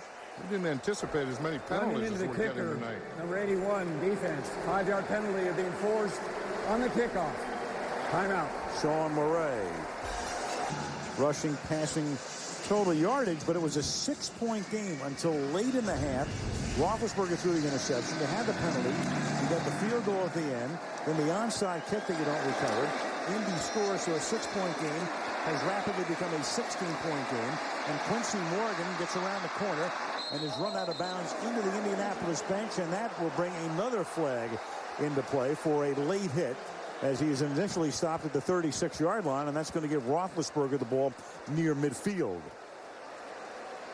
You know, at some point, Ben Roethlisberger is going to have to start getting the ball downfield. I mean, he's been pretty effective with the short passing. Their running game really hasn't been what they expected. The runner's out of bounds. Personal foul, late hit. Number 50 of the kicking team. 15-yard penalty, first down. And let's go to Sam. Alan John, Bill Cowher told me Marvell Smith, the left tackle, does not return with that left ankle injury suffered in the first half, so he's sticking with Trey Essex for the second half. He did tell me they have no offense. They have to do something to find their offense and get it going. He said defensively, we settled down after the first play, just need the offense, guys. I think they have to take a shot deep. You know, I mean, I think they have to get some play action and try and get the ball up the field a little more. Roethlisberger starts on the ground to Parker. Roethlisberger grew up in western Ohio in the town of Findlay. Wasn't that highly recruited out of high school. Wound up at Miami of Ohio in his home state. So we were talking to him recently about where else could you have gone. He says he's got a great sense of humor. He says, well, Duke was the next choice. I said, Duke? He winks and he goes, yeah, they always make one athletic exception. I'll tell you, he has a lot of confidence in himself, and he has a good sense of humor, and he has the perfect personality for an NFL quarterback. Second down and 3 from the 44-yard line. He throws that to Parker, and Parker is a little short of the first down underneath. He's tackled there by David Thornton, who is the recipient of the penalty on the run back. And Levy is going to signal a first down. He does get the first down. They give him the spot at the 40-yard line. You see Josh Thomas is in there. It's interesting. Dwight Freeney isn't starting at right defensive end in the second half. Thomas, second-year guy out of Syracuse. So one Orangeman replaces the other, at least for the moment, at the 40-yard line. Parker out of North Carolina. Larry Triplett makes the tackle. Freeney comes back. Yeah, they were probably just saving him for passing downs, and letting Thomas play on that first down, and then bring Freeney in on second and long, and then third and long. Steelers star track the numbers through the first half. As you can see, Bettis only 1.5 on the ground. No rushing attack for Pittsburgh. Ward with 2 catches, 1 for a touchdown. Second and 8 at the 38. I'll tell you, Dwight Freeney is moving on something, and that something isn't the ball. 79 offense. 5-yard penalty, second down. Essex, the rookie. Yeah, that's what the something was. Because I was watching the ball wasn't snapped, and Dwight Freeney was getting off. Watch Essex, number 79. Again, he has to look in, and when you're that big and you start to jiggle just a little, that movement sets everything off. That jiggle is like a 6.2 on the Richter scale. Yeah, when you're 325 pounds and you get a little jiggle starting, you can't stop it. There's no such thing as a little jiggle. Second and 13 at the 43-yard line. That's the tight end, Miller. He's covered by Thornton and tackled by Thornton at the 37-yard line. They'll need about 7 for a first down here. It's just fun to watch Dwight Freeney and the way he plays and goes outside with his speed or bull rushes or goes inside in a spin. That time they keep their guard, Alan Faneca, inside. So when he spins, watch Faneca, 66. He's in there waiting for that spin, and he's going to tee off on it. 3rd down and 7. Empty backfield. 3 wideouts, 2 guys in the slot. Roethlisberger underneath to Miller, and he can't get the first down. He is taken down at the 32. So now it's Cowher's decision. David and Doss make the tackle. Roethlisberger looks over to Cowher. Bill's going to go for it here. Down by 16 points against that Indy offense that you know isn't finished for the night. You got to go for it, and he will. Yeah, and again, they tried to get something short out of here to the side of Freeney. You can't run the screen left now on Freeney because Freeney's not in there. 4th down and a short 2. They bring the bus in the game. They line up tight apart from the 1 wideout. Colts take timeout. That's their first charge, timeout. For experts, get the door, it's Domino's. And Snickers reminding you it's only satisfying if you eat it. Colts took a defensive timeout. 4th down, short 2, Pittsburgh.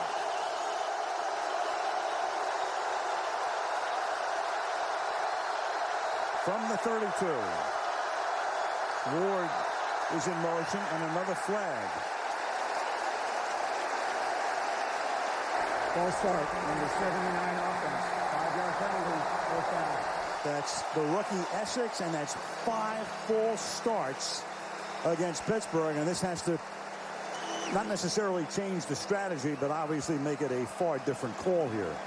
Right, and Bill Cowher's either going to have to decide to punt, or as you say, he's going to have to change the play. He decided to punt.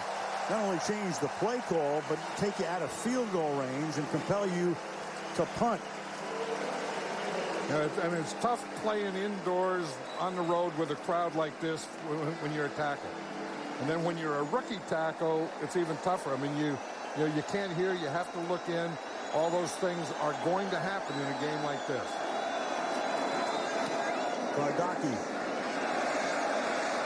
High floating kick that bounds in the end zone, so the ball will come out to the 20-yard line. And it's a receiver, which corresponds with a quarterback rating. And there it is, Reggie Wayne over the last year and a half, the highest rating for a receiver as an intended receiver of passes. In other words, when Manning goes his way, that would be the pass rating, which is tremendous.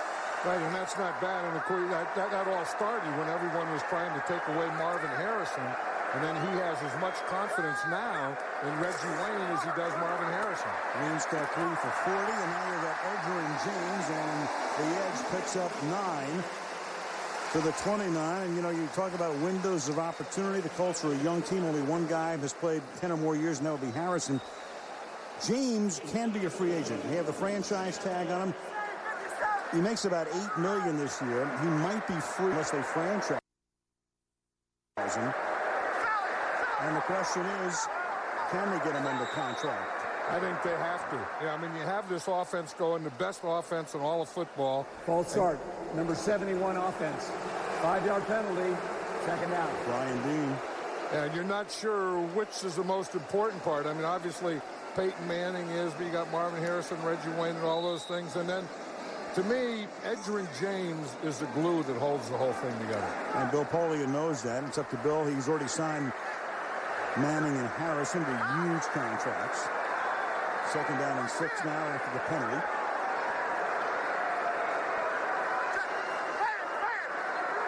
They ought to be able to run against this because they only have 2 defensive linemen in there again. And they try James. Stumbles. It still gets back to the 29. You know, one thing, John, with James, too, is that they gave James permission in the offseason to seek a trade, but they couldn't make a deal. You know, it's funny. A guy as valuable as him, he goes out into the market, And the question is, can you find a buyer? Because other teams have salary cap problems as well. I would be a buyer. Exactly. Because he's tough. I mean, I like guys that can run, and I like guys that can catch passes. But guys that'll do that and then block, they're special too. And he's a special guy. Empty backfield out of the shotgun, 4 receivers, everybody into the pattern, 3rd down and 1. Manning guns it over the middle and finds the open man, and this time it is Ben Utek, one of the 3 tight ends. So Manning, as he does over and over, a great distributor, finds a new guy, but you got a penalty against Indianapolis. And that was the 3rd time that he's gone to a different tight end. He's thrown to Dallas Clark. Then he threw the touchdown to Brian Fletcher, and then that one to Ben Utek. I mean, if you get in there and you're an eligible receiver and Peyton Manning has the ball, you better be ready for it. Levy's mic wasn't open until the second part of the call. I'm not sure what the penalty was. Now they're going to say an illegal formation was the call. Well, they shifted and got into that empty backfield you were talking about, and then the outside guy gets up in the line of scrimmage, and then he covers the guy next to him inside. 3rd down and 6, 24-yard line. Manning throws, and that is caught. Stokely makes the catch. You had 2 Colts and 2 Steelers right there. And Stokely, and obviously there's a lot of join going on between him and one of the defensive backs, makes the catch, 1st down. Yeah, they tried to get the pressure on Peyton Manning right up the middle.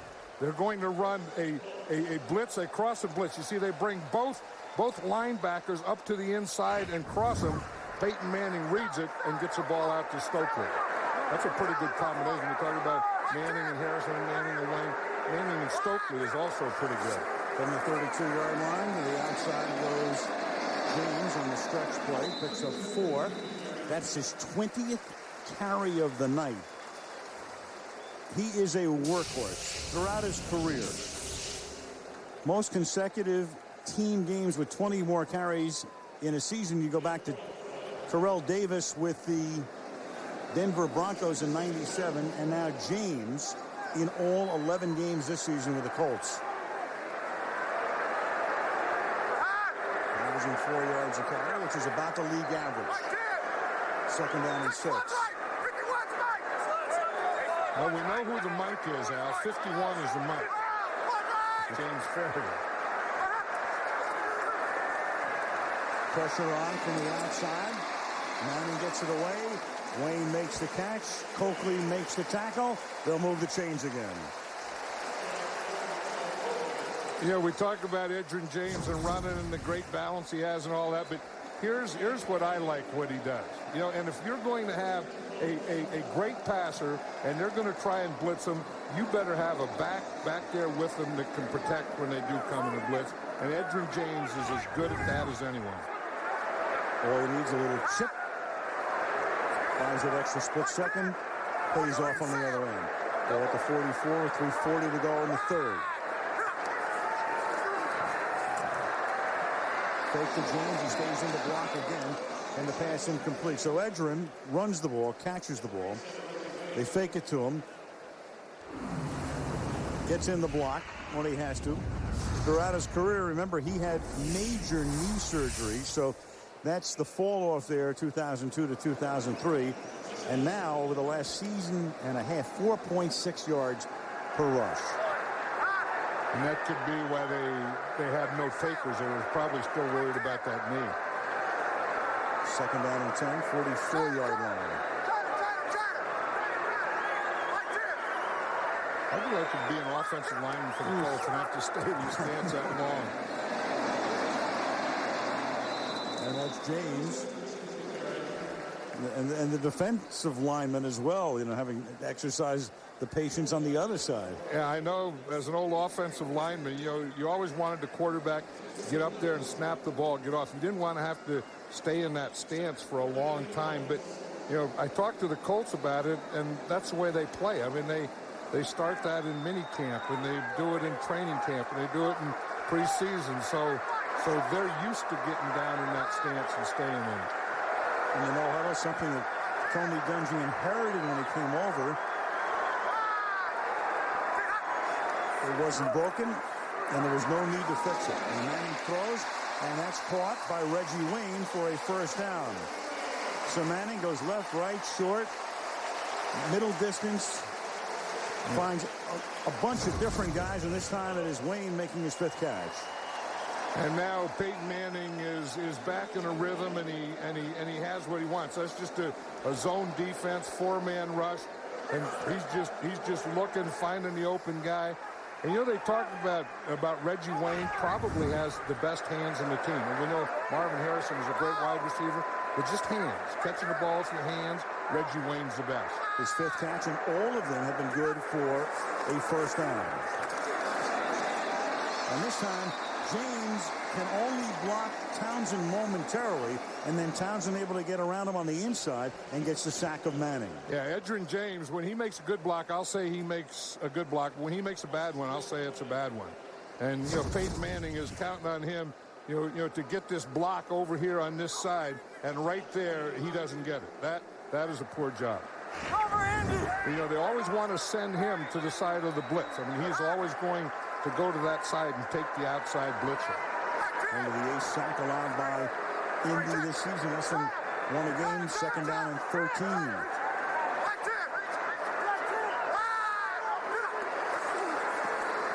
James.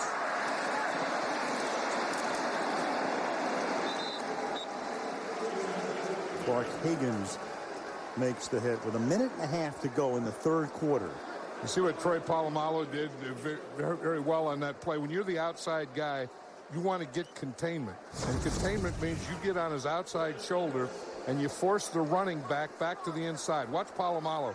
He's going to come up, get on that outside shoulder. Okay, he misses, but what he did is he forced James back into pursuit.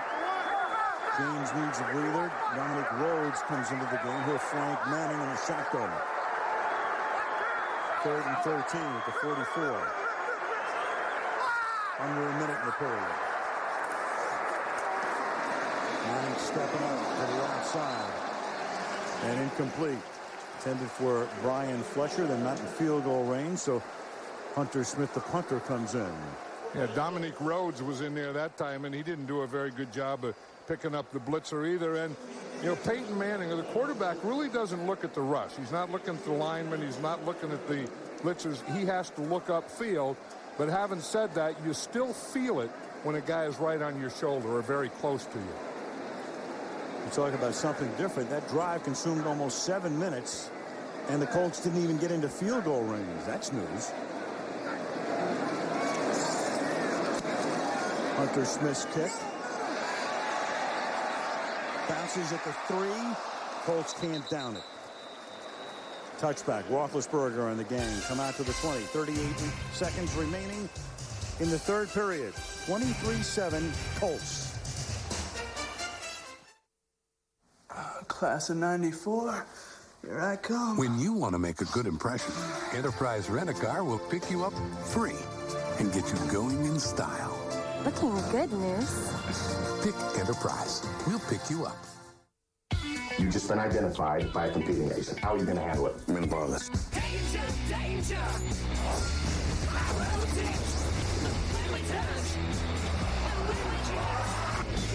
Mr. and Mrs. Smith, tomorrow. I'm Dan Marino. Welcome to my home. Come on. The NFL on my Samsung Plasma. Beautiful, huh? Hey, I'm up here. Check this out, my Samsung Slim Fit. It's in my closet. And my crystal clear LCD TV. And in here is my awesome 61-inch Samsung DLP. And a few friends. Hey, quarterbacks only. Samsung, official HD TV of the NFL. Find out how you can get the Great Moments combo free when you buy a qualifying Samsung HD TV.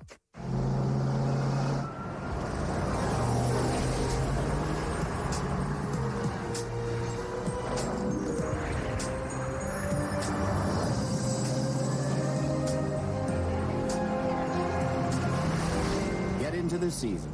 Experience the season's best sales event. Cadillac. Breakthrough. Visit your Cadillac dealer to take advantage of a season's best bonus offer. A skit.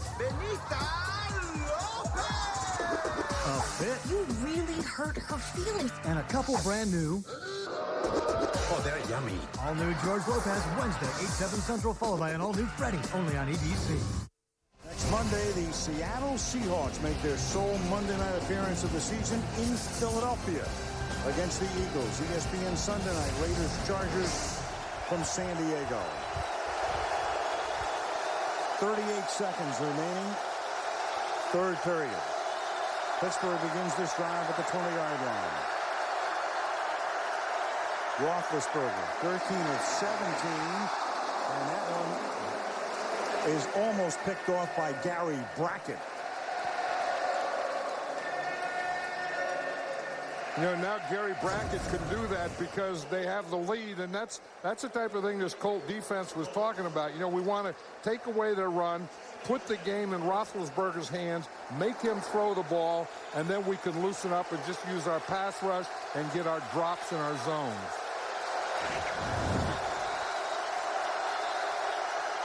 Roethlisberger putting it right into Brackett's hands. Is lucky that one wasn't run back. Didn't expect him that deep. And the draw doesn't work as Bob Sanders comes in on the blitz and knocks down Willie Parker. You know, Bob Sanders has been in there the whole night, hasn't he? I mean, he's been up and around the line of scrimmage making hits all night. You know, that when you have a safety like that you can play back, and then you can bring him up like this, and he can hit like a linebacker, that is a big addition to your defense. And probably of all the additions to this Colt defense, I think this guy's the biggest. The Indianapolis Colts 15 minutes away from going to 11-0. Lead at the end of 3. 23-7. And Monday Night Football resumes after this message from our ABC stations. Monday Night Football returns to Eagles country as Sean Alexander and the Seahawks take on Brian Westbrook and the Eagles. Monday Night Football, next Monday, 9 Eastern, 6 Pacific on ABC.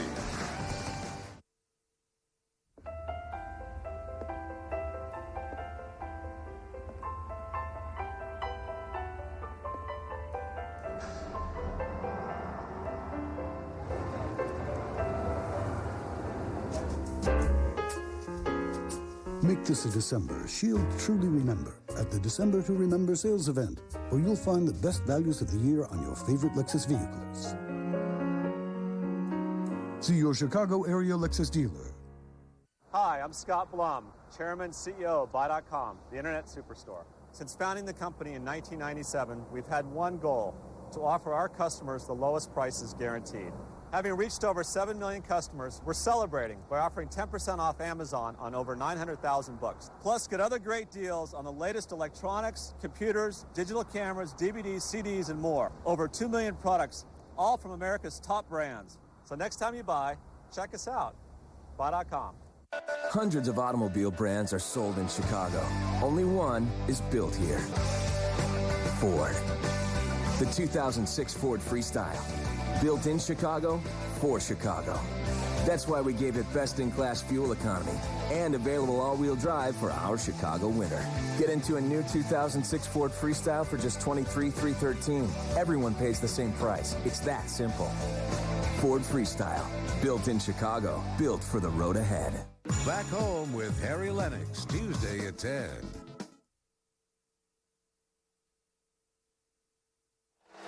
Fourth quarter. Al Michaels, John Madden, Sam Ryan, RCA Dome, Indianapolis. 23-7 Colts. As we start the fourth period, it's third down and 11. Ben Roethlisberger from the shotgun from his own 19-yard line. This team is not built offensively for third and 11. The longest pass play tonight, 12 yards. Going deep, and he finds the man. Cedric Wilson, because Roethlisberger was able to buy time, gets in front of Mike Doss, avoids the rush, does Big Ben, and picks up a huge first down. You know, those are two things that Ben Roethlisberger has to do now. One is to scramble a little like this, move a little, because he's very good at doing this, and then get the ball up the field. 35-yard pass play. The longest play, as I said, was 12 yards, and that was the touchdown to Hines Ward. He is really a tough quarterback to get to the ground. and he's very tough when contacted. Raheem Brock drove him away that time. This time he gets contacted and gets it off to Parker. We talked about this in the San Diego game, and there's been a little, well, his shoe came off, so there's no problem here. But you take a look at this. Roethlisberger, when contact is made by the defense before or during the act of passing, since 2004, 102.5.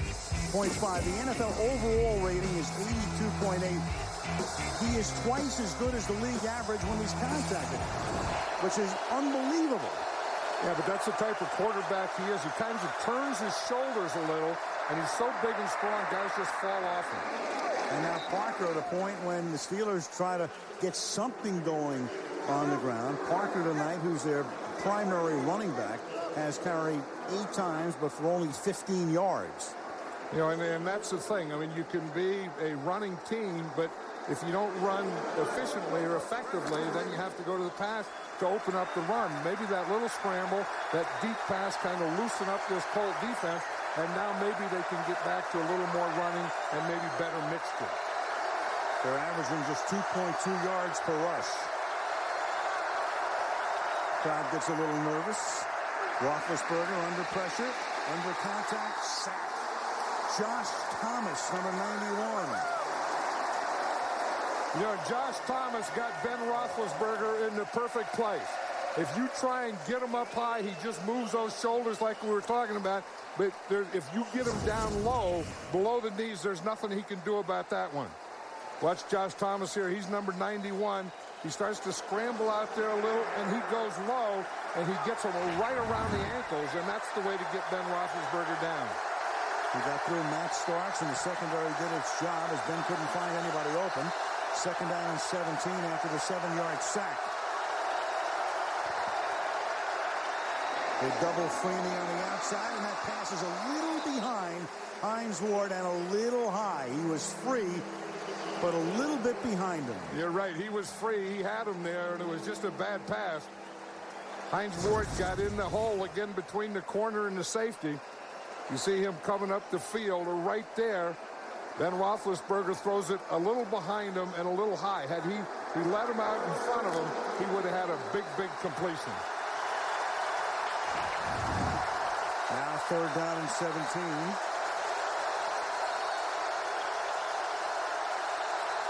Deuce Staley flanking Roethlisberger in the gun. Ben's going to run to his right. He has a lot of open space, but with 17 yards to go, he can only get to the 27. So he had a ton of space, but Robert Mathis is there to make the tackle, and he only gets 12 yards when he needed 17, so it's 4th and 5, and Cowher says we're going for it. Yeah, and that's a tough situation for a quarterback that's just coming off knee surgery a couple weeks ago, because you get in the open field and you can see, you know, should I go for this? Should I be a hero? Should I dive for the first down?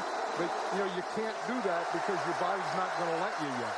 4th and 4, field goal is of little help. It would still be a 2-possession game, which it is right now, a 16-point differential. Roethlisberger on 4th and 4 out of the gun. And he's going to run it, but he's going to come up a yard short. Corey Simon is there, and they're going to turn the ball over on downs. Right, and that was a design called run. That was a quarterback draw. On 4th and 4? Yep. They're going to take a look. I mean, they're asking for a measurement, but there's nothing really to measure here. Indianapolis stops them. Curious, very curious.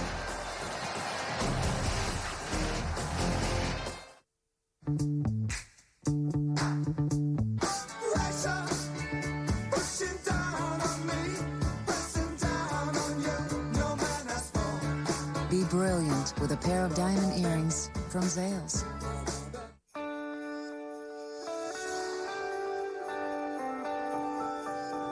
Be brilliant this holiday with a pair of diamond earrings from $99 at Zales. High-definition TV, amazing picture quality. Things that are good. High-speed internet, faster downloads. Things that are great. Warts, satellite dishes. Things that should be removed. Next. A free library of on-demand movies. Things you'd give your right arm for? Yes. HD TV, high-speed internet, Things that are... free on-demand movies. Things that are Comcast. Oh, my God!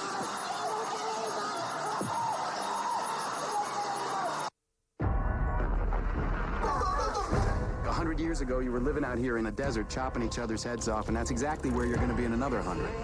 Why is it some dirty little secret that it's in America's interest to do business overseas?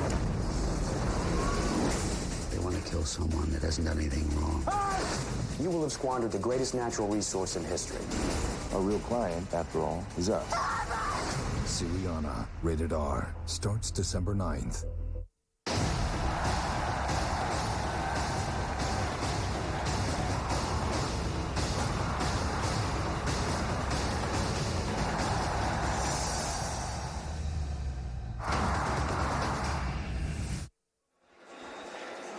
Meet you on the corner of Dungy and Peyton Place, outside the RCA Dome. Go to commercial, John. I said, curious. The call, 4th and 4, quarterback who had just run for 12, coming back after missing 3 games with a knee problem, and they don't get it. They turn it over on downs, and now the Colts can start using some of the clock, and who better to do that with than Edgerrin James.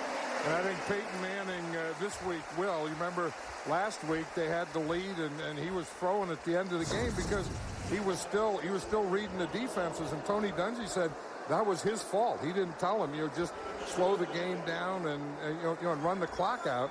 So he just kept playing his read. He said that won't happen again. Of course, they can still go without the huddle. It doesn't mean you have to snap the ball. Just let the play clock go down as far as you wish. Peyton does have trouble slowing down. He's a heavy, high motor guy. 2nd and 1 after that 9-yard run by Edgerrin James, and here he goes again. He picks up the first down up to the 38-yard line, and Edgerrin James right now closing in on triple figures. 24 carries, 96 yards. Some of the key guys. How have they been doing individually? Manning, 2 touchdowns, 242 yards. James, steady, solid. What else is new? Harrison, an 80-yard touchdown grab, 3 catches total. I think now if this were a normal NFL offense, they wouldn't pass anymore. And if this were the Pittsburgh Steelers, I'll guarantee you they wouldn't pass another ball the rest of the game. James, 25th carry of the night to the 42-yard line. He just made that move, Al, that you like, that jump cut. And when he goes to the left and puts all his weight on his left leg and then jumps back to the right. Makes better jump cuts than Martin Scorsese. No, he makes great jump cuts.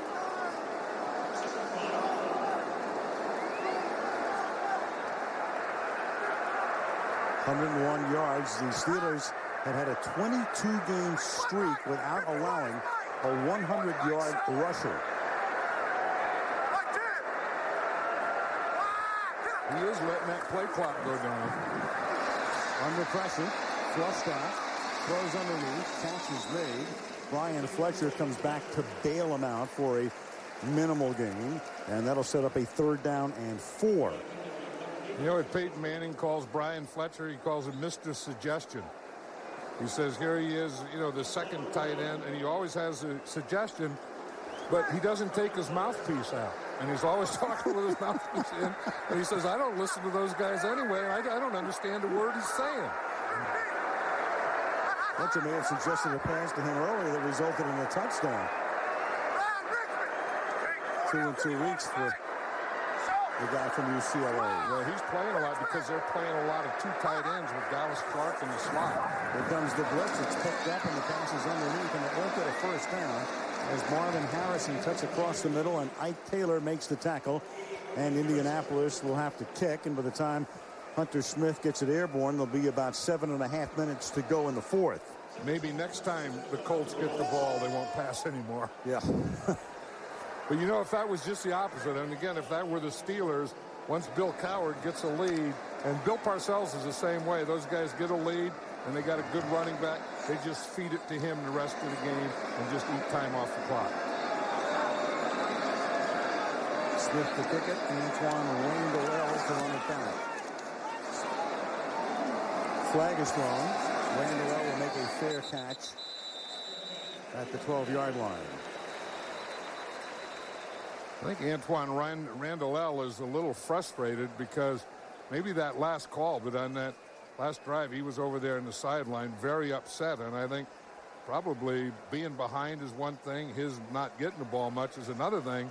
And maybe that draw on 4th down is yet another.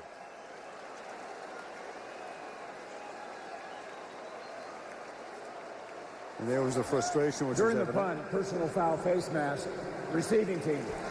Half the distance to the goal, 1st down, timeout. 20th total penalty in the game. Here comes the spittle. 16-point game.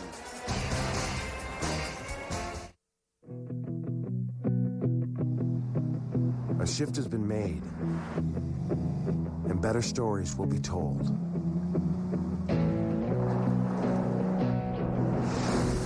A shift has been made, and hardcore just got harder. Core.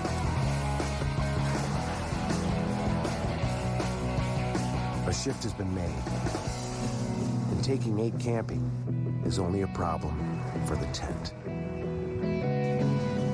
A shift has been made, and the concrete jungle is finally tamed.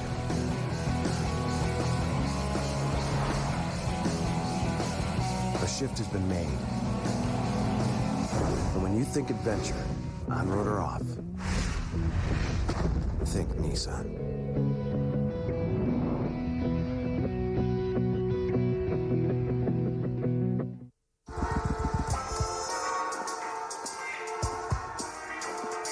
You the help desk? What seems to be the problem, officer? Traffic. Traffic? Traffic. What do you need? What do you got?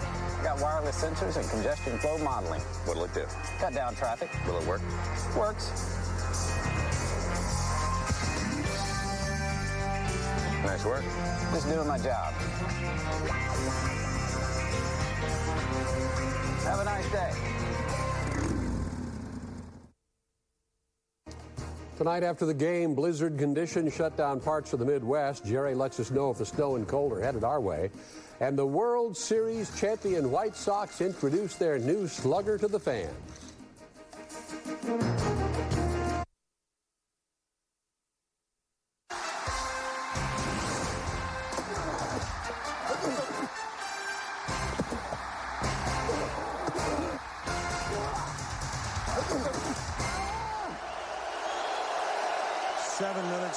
Seconds remaining in regulation. Steelers, after their 9th assessed penalty, begin this drive from the 6. Roethlisberger out of the end zone, and that pass nearly picked off as Bob Sanders breaks up the play. Ben Roethlisberger threw that right when he had to because Corey Simon was coming on a pass rush right up the middle. I'm telling you, watch Corey Simon right there, and you see that he was going right for Ben Roethlisberger just as he got rid of that one. Simon picked up on the eve of the season. He couldn't make a deal with Philadelphia, so the Eagles let him go. Comes over here. Tony Dungy said he's going to be a lot better player for him next year because he's going to lose a little weight and play more of a speed game. 2nd down and 10. And Roethlisberger is able to get away. Throws it to the outside where Cedric Wilson makes the catch. He's tackled at the 13. It'll be 3rd down and 4 next. Although his power game's not bad. He got a power rush. In fact, he had 2 pretty good rushes in a row, and then he comes out on 3rd down, and I think that's part of the weight, too. Small defense, but fast and very effective. If you don't count Corey Simon. Right? Yeah. That's why he'll be in better shape, according to Dungy next year. He's going to be smaller and faster next year. 3rd down and 4. High snap, stays with it. Shovel pass. And that's going to be a 1st down as Hines Ward comes out of the slot to take the shovel and move the chains. That's the thing about these Steeler wide receivers, Antoine Randall and Hines Ward. They're very good at these kinds of things. I mean, they got, the shovel. They can come in motion. They can run underneath. Here you see Hines Ward starts like he's a slot, just comes underneath, and catches that thing and gets it for a first down. Both of their wide receivers can make those plays. Steelers need to begin to pick up the pace. 6 minutes to go. Ball at the 19. Roethlisberger goes over the middle. He was under duress that time, and that pass is incomplete. Ben is now 17 out of 25. Let's take a look at Bob Sanders, John. He's the physical part of this defense, and you can just see the plays that he makes. I mean, he's back here. He reads run. He gets up there and hits like that. Here he's on this side, and the thing that I like about him is he gets there, but when he gets there, he looks like he's a little upset, and he's going to do something about it. I mean, as I said, he's the biggest addition to this defense in the last couple of years. 2nd and 10, you got a flag thrown. Spin around the move, Willie Parker to the 26. I think we talked to Bill Cowher last night that, he was happy with his team that he was getting guys back. Illegal formation. Number 86 offense was not on the line of scrimmage. 5-yard penalty. Repeat 2nd down. He got Ferrier. He got Marvell Smith. I mean, he was getting his guys back, but he said, I wished I would have had them back a week or two before we had to play these guys. I think he thinks that he's going to be better, say, 2 or 3 weeks from now than they are right now. And not having them back last week cost them an upset loss to the Ravens in Baltimore. Right, and then getting Roethlisberger back tonight, you can see that he's rusty. Hasn't played since Halloween night, the Monday night game against Baltimore. 2nd and 15. Ben has that one intercepted by Jason David.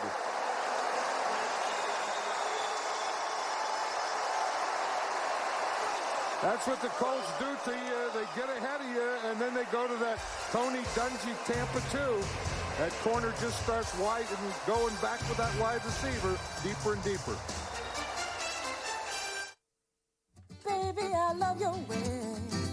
Wendy's double. Make it 2. Lettuce, tomato. But just a few. Skip the mayo. Extra cheese. Fresh. Not frozen. No onions, please. Jomo. Extra lettuce. Wendy's fresh. Not that nasty. Shredded mess. I want a single, no a double. No, a triple with cheese. Ooh, baby, I love your way. Extra pickle, my triple. Ketchup, mustard. Please. Your burger. Any way you want it, every way you want it. Every way. At Wendy's. The new Digital Rebel XT. An 8-megapixel, easy-to-use SLR.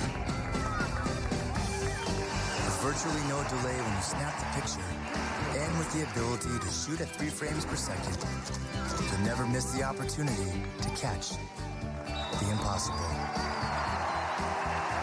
The next generation Digital Rebel XT. Official camera of the NFL and future NFL players everywhere. Got a gaming fan on your list? We've got gifts to make their games come alive.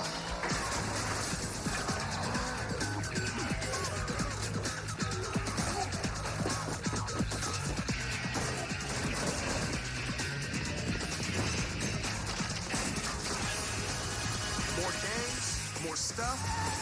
This holiday, there are more gifts to give at Best Buy. There's already lots of great reasons to watch Commander-in-Chief. They say you're the best. Tuesday at 9, 8 Central. You like to win. Always. A whole new reason. Are you going to run for re-election? He's in the house. I think you can win this, Madam President. All new Commander-in-Chief, Tuesday at 9, 8 Central. Only on ABC. John, I want you to know our workouts are paying off. Yeah, and if you can wear spikes on your shoulders like that, they're always going to be watching out for you. That's what Canyon Ranch will do for you. What can I tell you? I don't know if that's spikes or 2 birthday cakes. 1st and 10, the ball is at the 36-yard line as Indy takes over after the interception. Frazier and James, just another 100-yard night. Do you think the Colts can keep it on the ground? I mean, do you think that they can go and not throw another pass the rest of the game? Because they don't have to win this game. No. Oh, only because of last week when they talked about the fact that they should have used the clock and didn't. And then Tony Dungy said it was his fault because he didn't tell Peyton Manning and or Tom Moore to just run out the clock. I would think he would have told him that tonight. Let's get away with the victory. James got 10 on that last rush. Ball into 25. Under 5 minutes to go.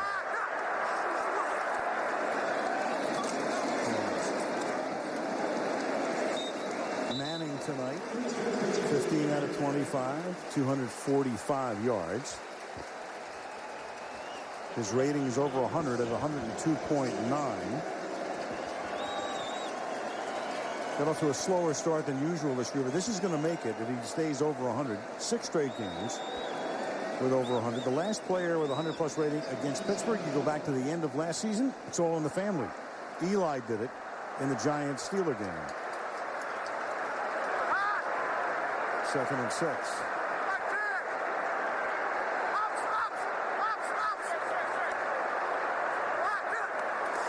Whoops, he ran into it.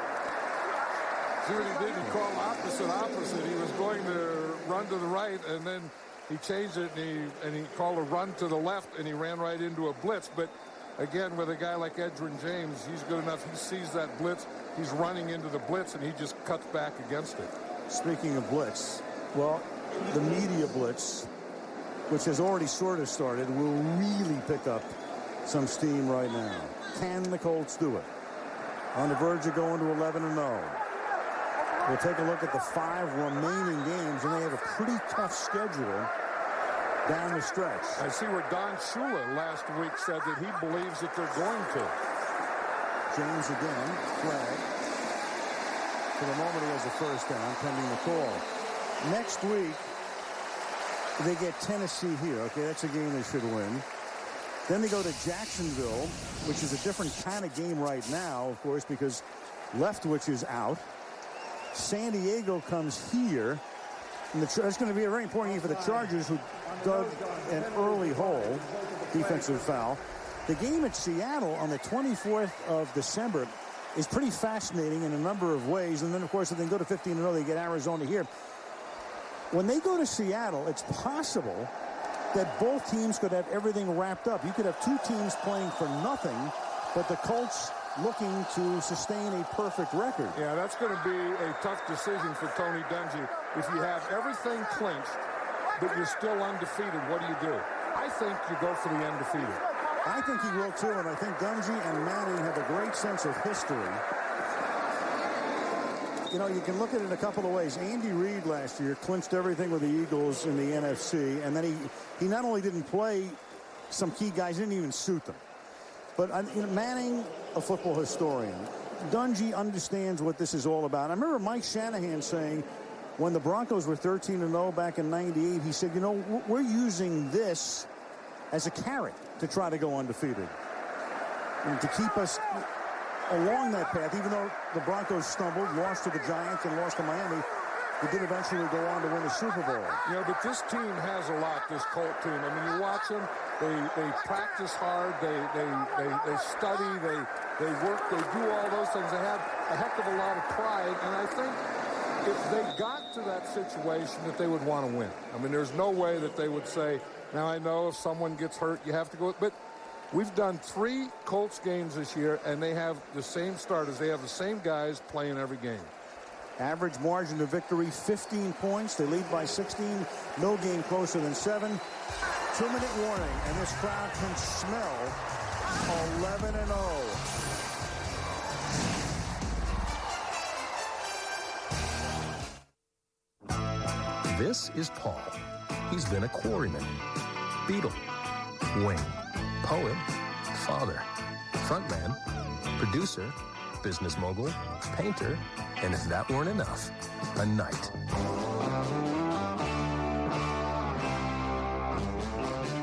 The key is never stop doing what you love. Call us today. We'll help you plan for the next part of your life. Fidelity Investments. Smart move. Hi, I'm John Madden. This is a special time of year when families gather together to sit on the couch, not talk, and watch football. Good times. And now those moments don't have to end with the game because there's VCast from Verizon Wireless. You can watch sports clips and play my game anytime you want. Isn't that what the holidays are all about? Verizon Wireless is the only network with VCast. Watch broadband quality ESPN clips and more. And now get a cool LG 8100 for just $99.99. Only from Verizon Wireless.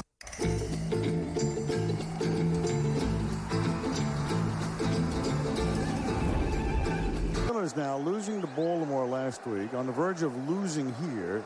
Huge game for them next week against Cincinnati. Bengals very happy tonight because they're going to be a game up in the AFC North. And the Indianapolis Colts 2 minutes away from going to 11-0. Here, a couple of weeks ago, Bob Greasy, or a couple of months ago it was now, Bob Greasy said, we don't worry the old 72 Dolphins until a team gets to be 10-0. Well, they're 11-0 now, and the 72 Dolphins are starting to worry. And Tennessee coming here on Sunday. Rhodes to the 11. And they'll bring in Vanderjagt. We go to Sam Ryan. You're talking about the 72 Dolphins team, the last team to go undefeated. I spoke to Hall of Fame linebacker Nick Bonaconte about the pressure that goes along with that. He told me there was no pressure at all on them to go undefeated. Their focus the entire season was to go back to the Super Bowl after being humiliated by Dallas, guys. Injury on the field right now. Kimo von Oelhoffen shaken up.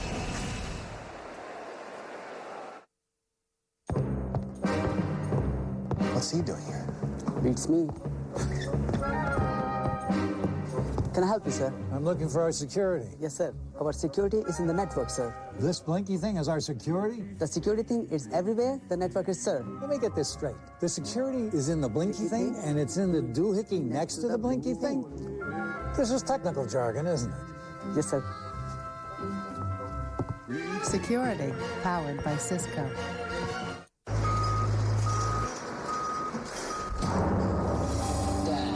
I see packages coming in from Shanghai today. Yeah, Oracle, I know. 200 and 80 from Portland tomorrow morning. What? It's UPS. See, now I get a detailed report of all their shipments coming in. Huh. I've already notified production and alerted sales. Well, I can't compete with that. Yeah, that's why you're being reassigned. To accounting. Oh, my stapler. Imagine you sign for a package for your neighbor, a Samsung 40-inch LCD TV. To make sure it's undamaged, you get it out. It's stunning. You wonder where your neighbor will put it. Everyone loves your new Samsung TV. The cinematic picture, the sound. A few days later, your neighbor asks, did you sign for a package? And you ask yourself, did I sign for a package? With Samsung, it's not that hard to imagine. The official HD TV of the NFL. Wednesday. Do you believe in ghosts? The truth about this survivor's past What happened in the hatch? I'm sorry. will be revealed.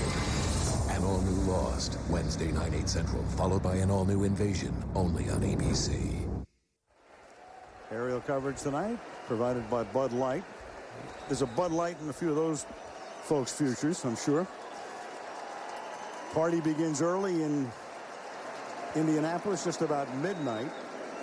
And this will write a finish to it here as Mike Vanderjagt attempts a 28-yard field goal to make it a 3-possession situation. And it makes it 26-7. Colts. Me? I'm a problem solver. There's a problem, I solve it. One problem I thought I'd solved? My acid reflux disease. I thought it was just bad heartburn.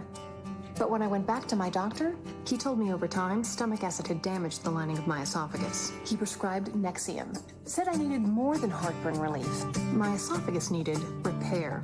Nexium healed the erosions in my esophagus. And one prescription Nexium pill a day keeps me healed and relieves my heartburn. So I don't just feel better, I am better.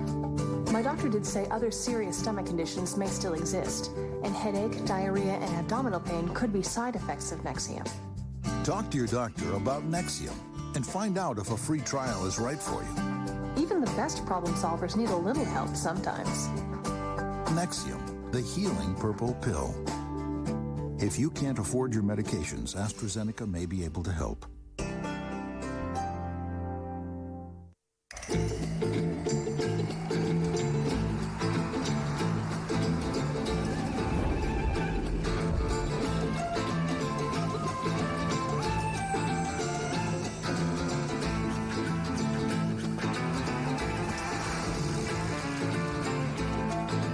The ride is smooth, the fuel economy class-leading. The experience is Nissan Murano with CVT.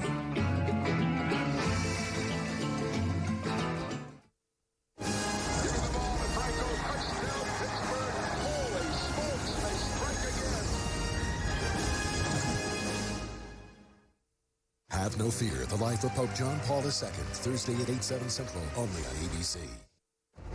A brand new version of Nightline launches tonight, and our very best to Martin Bashir, Cynthia McFadden, and Terry Moran, who reports from Baghdad tonight on the launch of Nightline, and a shout out to Ted Koppel for 25 years of unbelievable, fabulous, incredible work.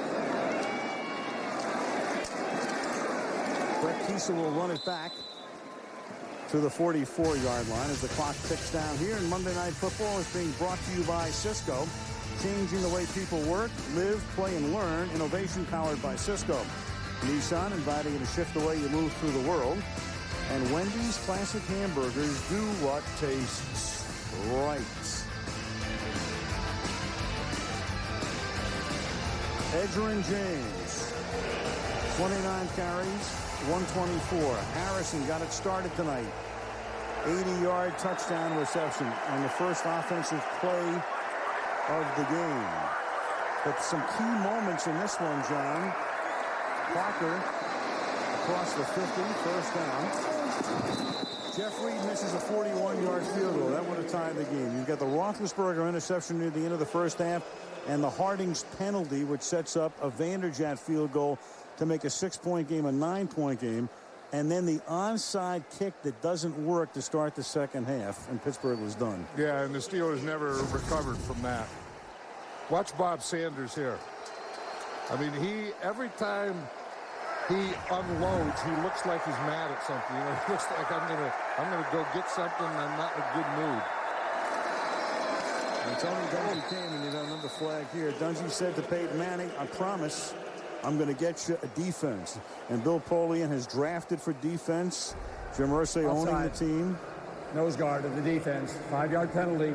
Still first down. Indy was standing a lot of penalties tonight, and now they've built that defense to go with that potent offense. You know, and that was a perfect marriage when they hired Tony Dungy here, because you think this is an offensive team. They have Peyton Manning, they have Edgerrin James, they have all these guys. Why a defensive coach? Because they needed defense. And if you just keep the offense and then you improve the defense, like Tony was saying, it takes a lot of pressure off Peyton. I mean, he doesn't have to gamble. Everything's not on his shoulders. He doesn't feel that every time the Colts go out there now, they have to score a touchdown. If Tony looked a little perplexed for a guy who's on his way to 11-0, it's 12 penalties against the Colts tonight. That's the one blemish. But Pittsburgh's almost offset that with 10 of their own. To the 23. And these are two teams that don't get a lot of penalties and an officiating crew that doesn't call a lot of penalties. Didn't figure. I thought this would be a faster game with very, very few penalties. But, you know, emotion ran high in this game. You know, and we were talking about earlier how it started in the pregame warm-up. 2nd and 1. Ball at the 24-yard line.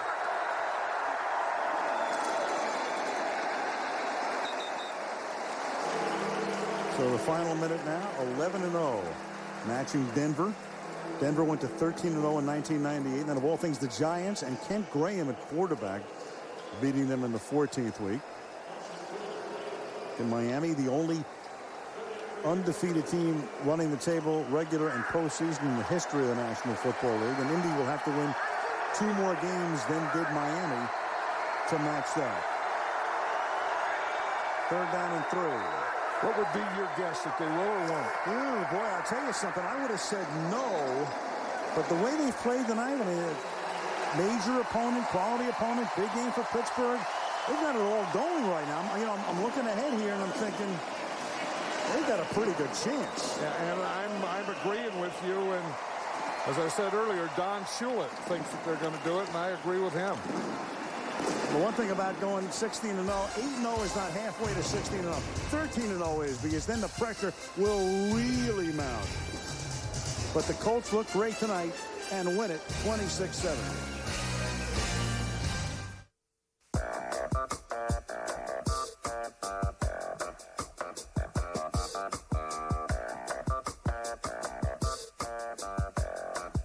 Want to get a lot of people looking at your car? Then list it at the #1 place people look for cars. Autotrader.com. It's the best place for your car to get noticed by serious car buyers. Autotrader.com, the smarter place to buy and sell a car. Now when I get chicken selects or premium chicken sandwiches, I get something extra. A free McDonald's Arch Card loaded with $1. And the new McDonald's Arch Card is no ordinary gift card. It gets me more than great food. It gives me great times. Now I can start living it up. Wow, great food, great times, and a free $1 Arch Card? How cool is that? Tonight, only on Nightline, an exclusive interview from inside Baghdad with the U.S. ambassador to Iraq. Could the U.S. be reaching out to the enemy? Plus, the gay Catholic priest who's speaking out against Vatican policy. It's all on Nightline tonight, nowhere else. Among other things, the Colts have now scored in 23 consecutive quarters. That's the equivalent of almost 6 full games. They tack on 3 at the end. Highlight of the game tonight for Indy, very first play from scrimmage. Took over at their own 20-yard line. Manning went right to work, deep downfield. Marvin Harrison, 91st time the two have connected for a touchdown, and their longest touchdown ever. And Roethlisberger able to make it a 10-7 game after a Polamalu pick.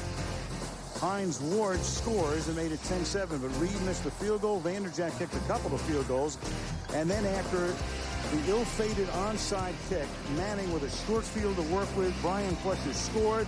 That made it 23-7. Colts coast home from there. Edgerrin James, another typical Edgerrin night. Who's on the horse trailer? I think we'll go with a tandem tonight, John. You got to go with Edgerrin James and Bob Sanders. And let's go to Sam. All right, Al. Edgerrin James, you were telling me the other day this game is easy. You said it's real easy, but you carried the load once again. 29 carries, 124 yards. How long can you keep it going? Well, you know, as long as I'm healthy, you know, I'm going to keep playing. I'm going to keep doing what I got to do. What is it like for you knowing that you can run the ball to control the clock? Well, you know, that's the thing about us. You know, we've been progressing for 6-7 years now, so we've just been always getting better and better. And Peyton put us in good situations. That makes it a whole lot easier. What is it about you that's getting better and better? Well, you know, once you're doing something, you've been doing it for a while, and you keep working on the things that have been holding you back, you're gonna make a lot of progress, and that's what I've been doing. Everything that I had a problem with or things that was kind of holding me back, I always worked on them. As far as your defense, this is a defense that you faced during practice during the week. What is it about them that makes them so good? Well, you know, they're having fun and they get to the ball, and all of them doing exactly what Coach Dungy wanted them to do, and that's the main thing. When you sit behind Coach Dungy and do exactly what he wants you to do, he's going to put you in a position, so it's just a matter of making the play. Now you're in a position where you are 11-0. What is this team's outlook for an undefeated season? Well, we got another game this week, you know, and that's the way we're going to take it. We're going to take it one game at a time, and we're going to stick with it. We know that once it gets closer and closer towards the end of the season, a lot of people are going to start pushing the undefeated season, but we got to stick with how we started, you know, one game at a time and go from there. How important is it to the team, though, to go undefeated? We one game at a time. You know, we really haven't talked about going undefeated. You know, we're really not even worried about that. You know, we're just going to go one game at a time, try to improve and make plays. Well, Edge, the talk is going to begin if it hasn't already. Going undefeated. Can they do it, Al? Well, they've gone through November. They'll start December with an 11-0 record as they meet Tennessee here next week. 26-7 is our final score. Next week, we go to Philadelphia. The Seahawks at 9-2 with Sean Alexander taking on the Eagles on Monday night. Oakland, San Diego, ESPN Sunday night. Al Michaels, John Madden, Sam Ryan saying good night from Indianapolis.